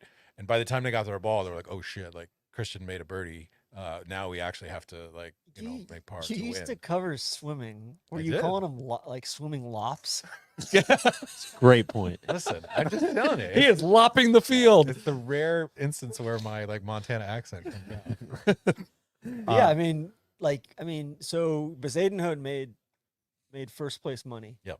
Finished Yeah, second. That's wild. Couldn't take. There's all these people who are like, no, he really gets to get the money, right? Like, there's no way that Nick has to like give. No, he straight up had to give the money to, or not give the money, but he straight up just didn't get the money. I think he got Maybe they'll- $1,000 is what he could accept. Maybe they'll top him up in the PIP. Which, by the way, Pip points are coming get out over right here. here. Come on. Yeah. Getting shut even. A couple guys I was talking to out there said, "Oh yeah, I'd love to do a I'd love show." to. Yeah, Nobody's coming by. Wave me over tomorrow. Yeah, I'm definitely coming to your party. Yes. No, Yeah, send me the address, man. I'd love to come. by. Yeah, I'd love to Speaking come of through. tomorrow, I'm waiting on the mid-morning, National Weather Service office forecast, but the update was currently mild and dry across the region with some lingering mist. It doesn't feel mild; it's cold. It's getting cold. It just got colder. really cold. here.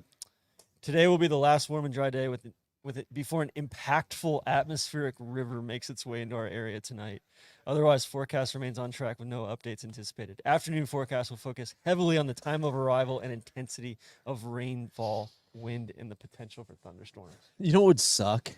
It's just like a massive rain out of what should be an awesome week. That's tough. That's tough. Fortunately, it is in the models. So I have a question for you guys. We at the end of the pod, which I'm sure you haven't listened to last Sunday yet. Kyle and Bacon and I talked about what are the essentials for a buddies trip. Like what games should you play? What venues? How important are venues? How important is the company? And I'm curious, having just come off not really a buddies trip, but like a trip with friends. What do you feel like you've done these enough times? The essentials for. I think because a lot of people asked us, like, dude, I want to go to Bandon, I want to go to Sand Valley, but I can't afford it. I want to go just play my local course. What are some things that could make my buddies trip feel like the best possible use of my money or time? Well, I think it probably starts with what kind of crew are you going with? Are you going with a competitive crew? Or are you going with a drinking crew? Are you going with beginner? Is it everybody around the same level? Like how serious, is everybody taking this trip? And so I like to do competitions and gambling and shit talking and things like that. But is everybody kind of on that wavelength is question number one, right? And is everyone just after checking off top 100 courses, or do you want to find the off the radar stuff that you'll like? The chances, I love getting to places where you're like, dude, I don't know if I'm ever going to stand on this tee box ever again. I don't know if I'm ever going to go to the Bellarine Peninsula. Be in front of this microphone. Yeah. As a man of faith.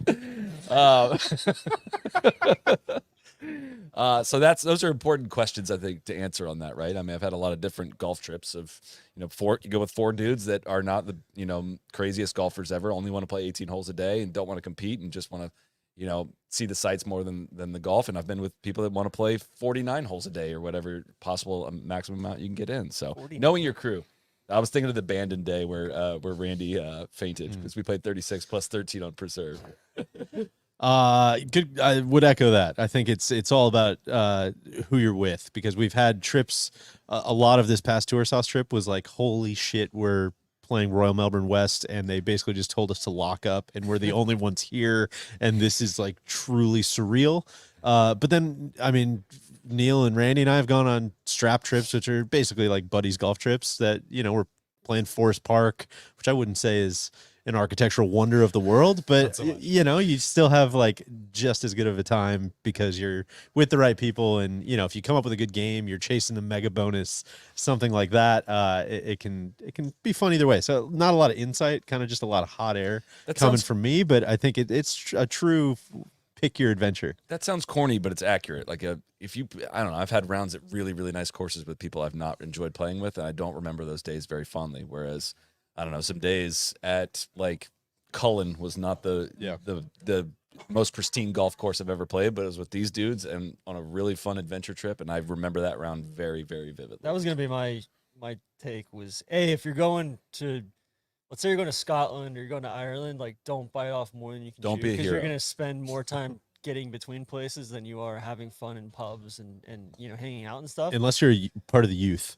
Exactly. If you're a young person and you could do it, you should do it once. But then looking back on some of the trips we've all taken together, I'm like, we would die if we tried to do it. Yeah, again. like don't do more than 2 regions of Scotland in the same trip. But I think the other thing is, dig a level deeper. Like don't just go play top 100 or bucket list big name courses. Like even if you're coming to the Monterey Peninsula and you're playing Pebble and you're playing Cypress and you're playing MPCC, make sure you go play Pacific Grove and Bayonet or Black Horse, because it'll make you appreciate those other like those top level courses that much more. Like when you go to the UK and you play open rota courses, part of what makes you realize what's setting those open rota courses apart is playing the non-open rota courses, and you can kind of compare and contrast. I think too, like one thing that I've found with my friends, we've done Bandon twice, and I think the element really is like the people that you're with, right? I think you have to have a team competition interwoven with an individual competition. That way, like if someone's sucking, I would say a week long. Yes, like a week long competition is so much fun. Yeah, it's like a Ryder Cup style thing that like you can have an individual trophy, and so that way, if somebody really wants to like post a score every time, they're great. But if somebody's sucking, like there are formats where you can, you can basically say like, okay, we're gonna play. Like my friends and I play a lot, a point for the low and a point for total. So like if one guy has a 3 and one guy has a 7, like you might still be in the hole with 2 5s on the other side. So like I think that's an element that keeps the shittier high handicap players involved. And also like I've had a golf trip in Frederick, Maryland. That's not anybody's destination to play.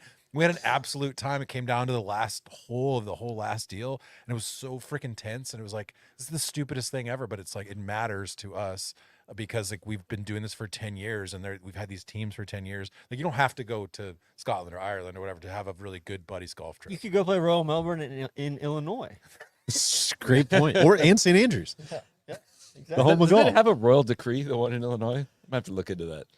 We got to seek that out. Also, don't be afraid to play Scotch foursomes or alt shot in the afternoon. Formats is a huge, I think, that it takes off some of the like grind of it, so you're not, you're getting a feel. And then there's some people who just do not want to play alternate shot because they're like, oh, I gotta have a score from Bandon or whatever. Then you're not coming on my trip. But also, like, you should do. That's why we didn't take Randy to Australia the first time. Bacon was saying in his golf trips, the competition ends like, and there's one more day where like guys can play alternate shot or guys can face off they're on the same team, but they have like this running like sort of belt that they're passing back and forth of like who's the best, and that way it's like removed from the actual competition stuff. I also sorry, real quick, you can see this over KVV's shoulder. There's an amateur that's been absolutely grinding on the range. The towel drill. So Steven Yeager's been doing the towel drill under his arms. This am has been grinding. But Steven Yeager officially an influencer because he is now this AM has gone to the top. You know what I should do, man? Hold on. Just happened right next to him. He said, I can't just watch this unfold. You know who else was a big towel? You know who else was a big towel right drill here. guy? Massive towel drill guy? DA Points. Oh yeah, who won here? So maybe that's look at Steven interesting. Yeager this week. That's interesting. Also, the last thing I'd say about the buddies trip, Cody, I agree fully. I think it should be 54 holes with music on the range. That's the other thing I would say. That is key to any format. And you can wear shorts. I was going to say we had a bit Grow of the game. Into the mic. Do as I do. Am I good? Speak up. Yeah, deliver. All right. Are you cold? You're so freezing. cold. It's cold. Okay, Nobody cold. gets colder than Neil. First nuggie, marine layer coming in. It is hot. You can see it over Stillwater Cove. I went to use the Porta John down there. Having a purpose, a place to go. Walking down the range is good. Like no, I'm on the way to the bathroom, guys. Like I'm not just lingering. I'm doing stuff. I'm doing stuff right now. Don't worry about me. Look like I'm going someplace I belong. You can see the fog rolling in. It's gonna be epic. It's always epic until it gets here, and then it's just gray. It's just cold. And it's starting to get very cold. I was gonna call out this AM out here. wasn't hitting it great. Yeah, he saw the towel drill, got the towel under the arm. So that's a good one. When you're hitting balls and just kind of like, Max and Aaron Rodgers were down. Just vibes were off the charts. With that's a comfy pairing for those two. But the nuggie I have is the range ball attendants down the way. We're like, yeah, that's Aaron Rodgers. He's playing for the Jets now. Packers don't miss him. Jordan Love's just replaced him. Like they're just kind of talking a little trash. Bring about him Rodgers. on the ball nowhere. Say it to his face. 30 feet away. So I thought that was good stuff. It's like, yeah, Packers don't even need him anymore. How quickly they forget KVV. That's right. How quickly They they move forget. on. And then down at this end of the range on the left side, we had like the easy power alley. You had Wyndham Clark next to Fitzpatrick. I can't get over how well Fitzpatrick moves it. I mean, he swings out of his shoes at it. I was gonna say he doesn't look like easy power. But Wyndham next to him really kind of sets the. It gives you a sense of like 180 Wyndham's hitting like sleep. 183, and it looks like he's half swinging. Yeah. So Wyndham's swing in person is really nice to watch. I'm sitting here watching, I'm like, okay, that's how you're supposed to do it. It looks it's really smooth, different. man. It looks It's different. really good. It's a really nice swing. So those are my 3 nuggies, and I'm sticking to them. I kind of like the handheld mic. It's easier. Struggling Tough with the shit, arm, man. Yeah. Well, I'm just I'm trying to talk into it. I think I'm doing all right. A lot of training aids on the thing. As someone who just wrote about like their addiction to training aids, and I was like, You're feeling looking like for you try to offload some to some people. like, hey, you want this? No, like obviously, like everyone has sticks because that's but a lot of like pro senders, a lot of balls, a lot of things where you get swing under this plane and stuff. I was that's a little surprised to see as much as pros are all as much of psychos as we are. They're always trying to search. That was my favorite part of the Brian Harmon interview, where he's just like, "Yeah, man, I'm just most of my days just sitting on Instagram watching golf stuff. I order everything. Like, I buy them all. Anything I see, I buy them. Like, God, you won the Open last year. Like, what am I supposed to do? It's probably the perfect concoction of all those training aids. It might be. Well, the reason we won the Open is because he pulled out a putting mirror that he hadn't used in forever, and was like, you know what? I'll just try this putting mirror. Do you have that one? I do not. Do you have any putting mirror? I have a putting mirrors are sick. I have a putting mirror. I don't have the one that's like he was learning how to hit like baby draws with his putter, and that's what. I also got my mom a putting mirror for Christmas. She loved it. Did she? Really? Yeah. Were her eyes getting too far really over into the golf, line? isn't she? She's getting really into golf. That's Playing more great. golf than I am. That's You kicking her ass? Yeah, we had an awesome match when Tron and I were home in the fall. It was my mom's I think she's a 34 handicap or 37 handicap. Trending them. So How many would Rom have to give her? She was getting 2 pops on every hole. Too many. No, I'm not giving you 42 shots. You play from the red team? And then she Peggy, had, it's she had unacceptable. she had like 3 pops on 3 holes. It was awesome. We ended up the match. The handicap system works. It was like Isn't it weird? one up win on 18. It's great. Some ROM quotes came out today behind the brand of Legion 13, and it started with, "I wanted to go down Stop you right there. Yeah, I wanted to go down the warrior spirit mythology side for my team's name. The term loyalty is very important to me. Totally. I think it embodies the warrior spirit through its decisiveness and ready for battle mindset." Blah blah blah blah blah. I saw that Yeah, maybe. part of his team name is because he's the captain plus the 3 other guys. That's why he chose 13. Notoriously lucky number. Yeah, Taylor Swift approves. I guess That's true. Going well for her. Man, Good They're luck. trolling at this point with the loyalty thing. You have to be just Yeah. trolling. I can't wrap my head. Who cares? None of it matters, I guess. But like, I just can't wrap my head around like Baltimore Orioles 3 days before their season starts. Like, yeah, I don't know. We don't know who's going to play second base. I don't know. We'll figure it out. Why is everybody asking? But like, but also like nobody's asking. Like nobody actually also like cares. Yeah. But the Rom thing changes everything. But like, he's on a team and nobody knows who's on his team. I don't know. Look at the shot behind us now with this. The marine layer has officially arrived. Rolling in. Fog is coming in. Rolling in the deep. We're asking a lot of these cameras today to deal with light changes. A lot of it did and more Adele it's doing a great show job than I thought.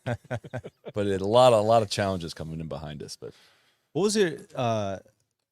What's your best San Francisco memory? You lived here for what, 3 years? 5 years. Whoa. I lived in San Francisco. One thing that always sticks out to me when I look back at pictures is you're wearing the same thing in every picture. It's a lot of long sleeves. Weather. Yeah. that's why we're all with the same vest. Yeah. Yeah. So it starts to be, there can be a little bit of a Groundhog Day to that.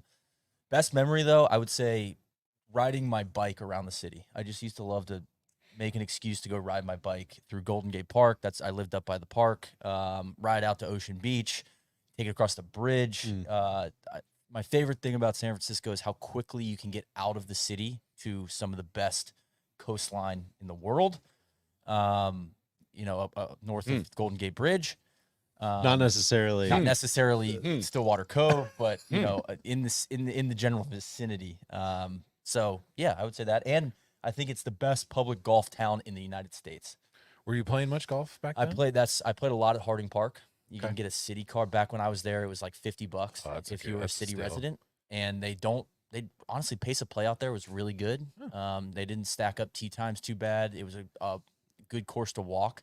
And then you always have Presidio. They had the best deal in town. The super twilight rate, you would pay like $30 after, I think it was 2:30 or 3, which was great in the summer. You could maybe get 18 in, but the fog would roll in like this coming down the 17th and 18th holes. So you basically had to have some great face awareness of like, I think that went right. You had no idea where the golf ball went. Down the middle. But it was super twilight was $30. You got a cart and 2 beers. Oh, God. And you go play as many as you can at Presidio. So you look at a super twilight after this podcast. Yeah, for real. Sharp Park? Can play Sharp? I played at Sharp Park twice. Very scruffy. Some fun holes, some not so good holes. But cool story. Right. A bit of a lost Mackenzie, the good doctor, put his hands on that place. Apparently. Only Mackenzie can play for $50. Yeah. Whatever in the world. Best.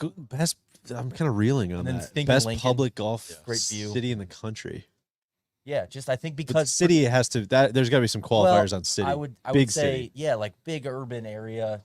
Just I would say based on price, based on like proximity. So the fact, and then now that they've redone the Golden Gate Park Par 3, that looks was a great. goat track when I was in town. I played it once at Super Bowl. So I'm very jealous of that for San Francisco residents. But just in New York, for me now, it's an all day affair to go play golf. Yeah. Like there is good public golf on the outskirts of New York City.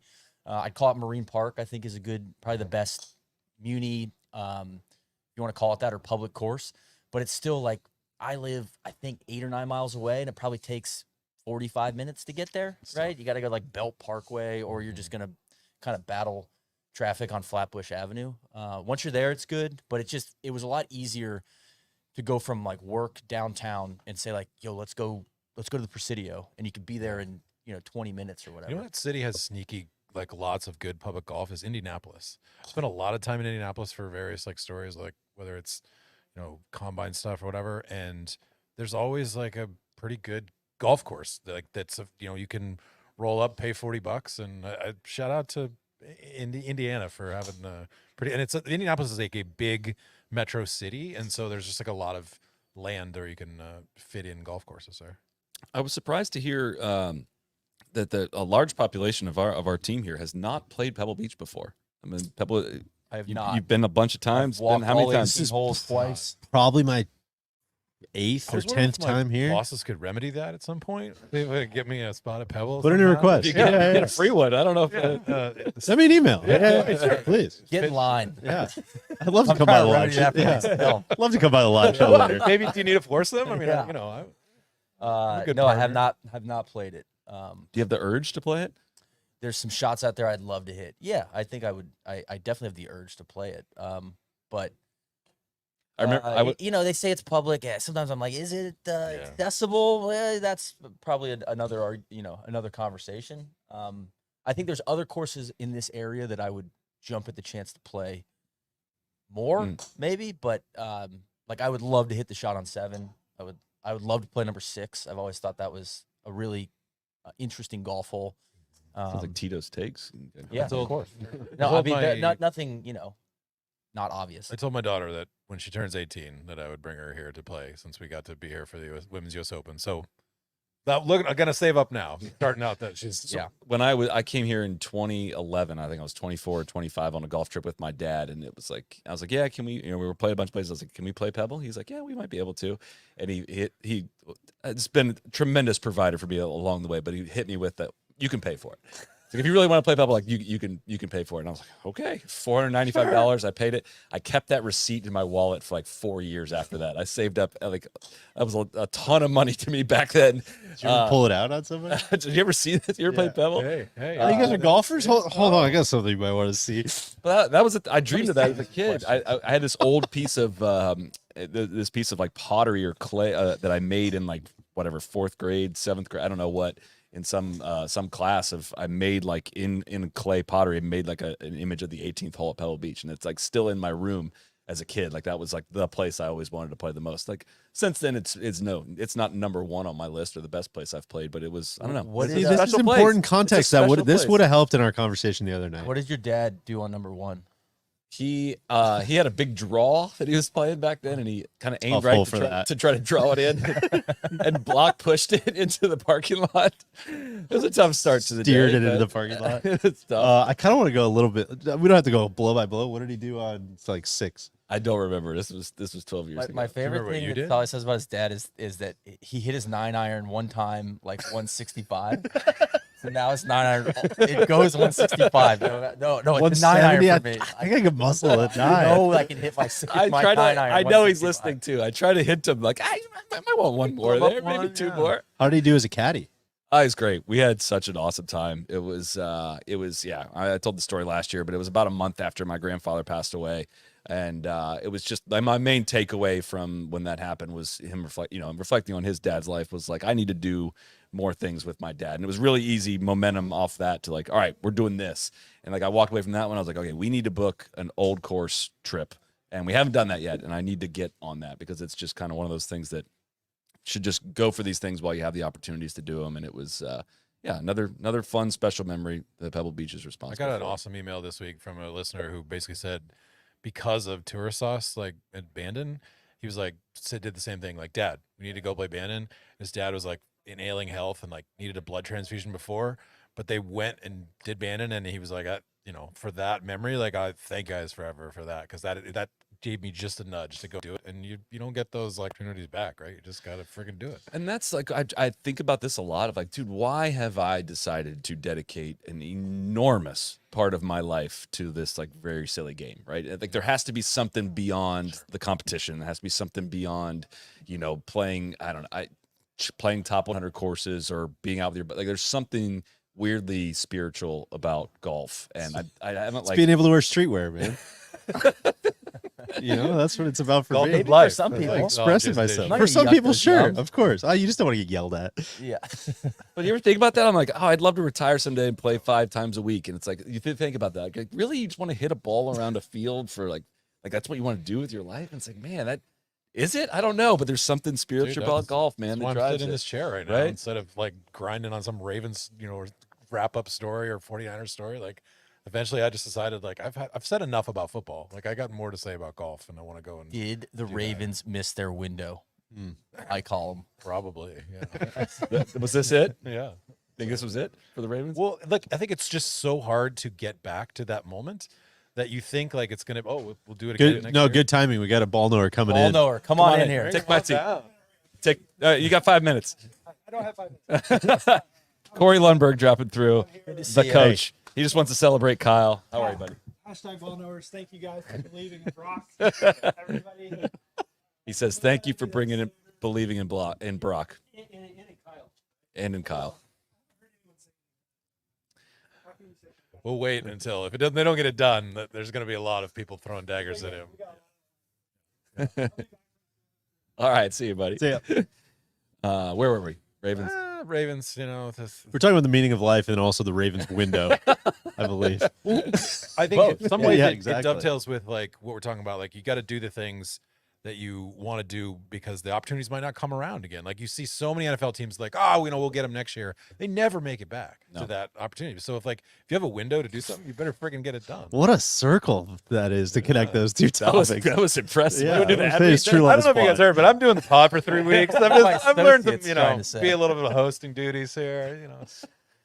That is impressive. 5 minutes remaining here in the show. Anything else we want to make sure we get to before we go? You guys got a favorite from well, I'm kind loitering out here on the range? I think I want to I got to rethink about it. Like coming into this week, I was very much like, I think this would be a perfect spot for Tommy to get his first PGA Tour win and think it's going to happen. But I got to like recalibrate for like who's like a mutter. Like Mutter throws weird stuff into it that happens like the Derek Ernst year. I'm thinking of it at Quail Hollow. Again, I was around for that life. You guys don't know anything about that life. Yeah, there was a different You don't era. wanna know. Yeah. Can Hideki win? He's right behind you. I don't think so. I mean, I haven't heard anything from pretty hot, Hideki. I totally had forgotten about him until I saw him today. But I don't know. I got to it could be a total crapshoot out there if the weather's going to be as bad as they say. Guys are getting a lot of work in today. Like guys going and playing 18 holes.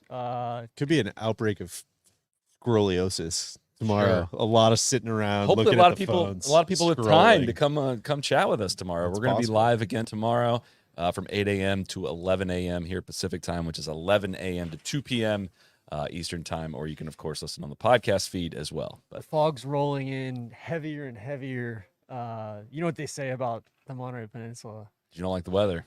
You just wait 5 Micro, Wait 5 mi- days. microclimates. Yeah. Please, we might be Sounds like a waiting 5 days. macro climate might be coming in. What are we gonna do this afternoon? Should we try to We get up played to that. the Grove? We played the hay yesterday, Mm. which was great. We'll have a video on that. We have not mentioned that yet. Yeah, we'll have another video later in the week here coming out about the Peter Hay, the par 3 course designed by the Cat and Bo Welling.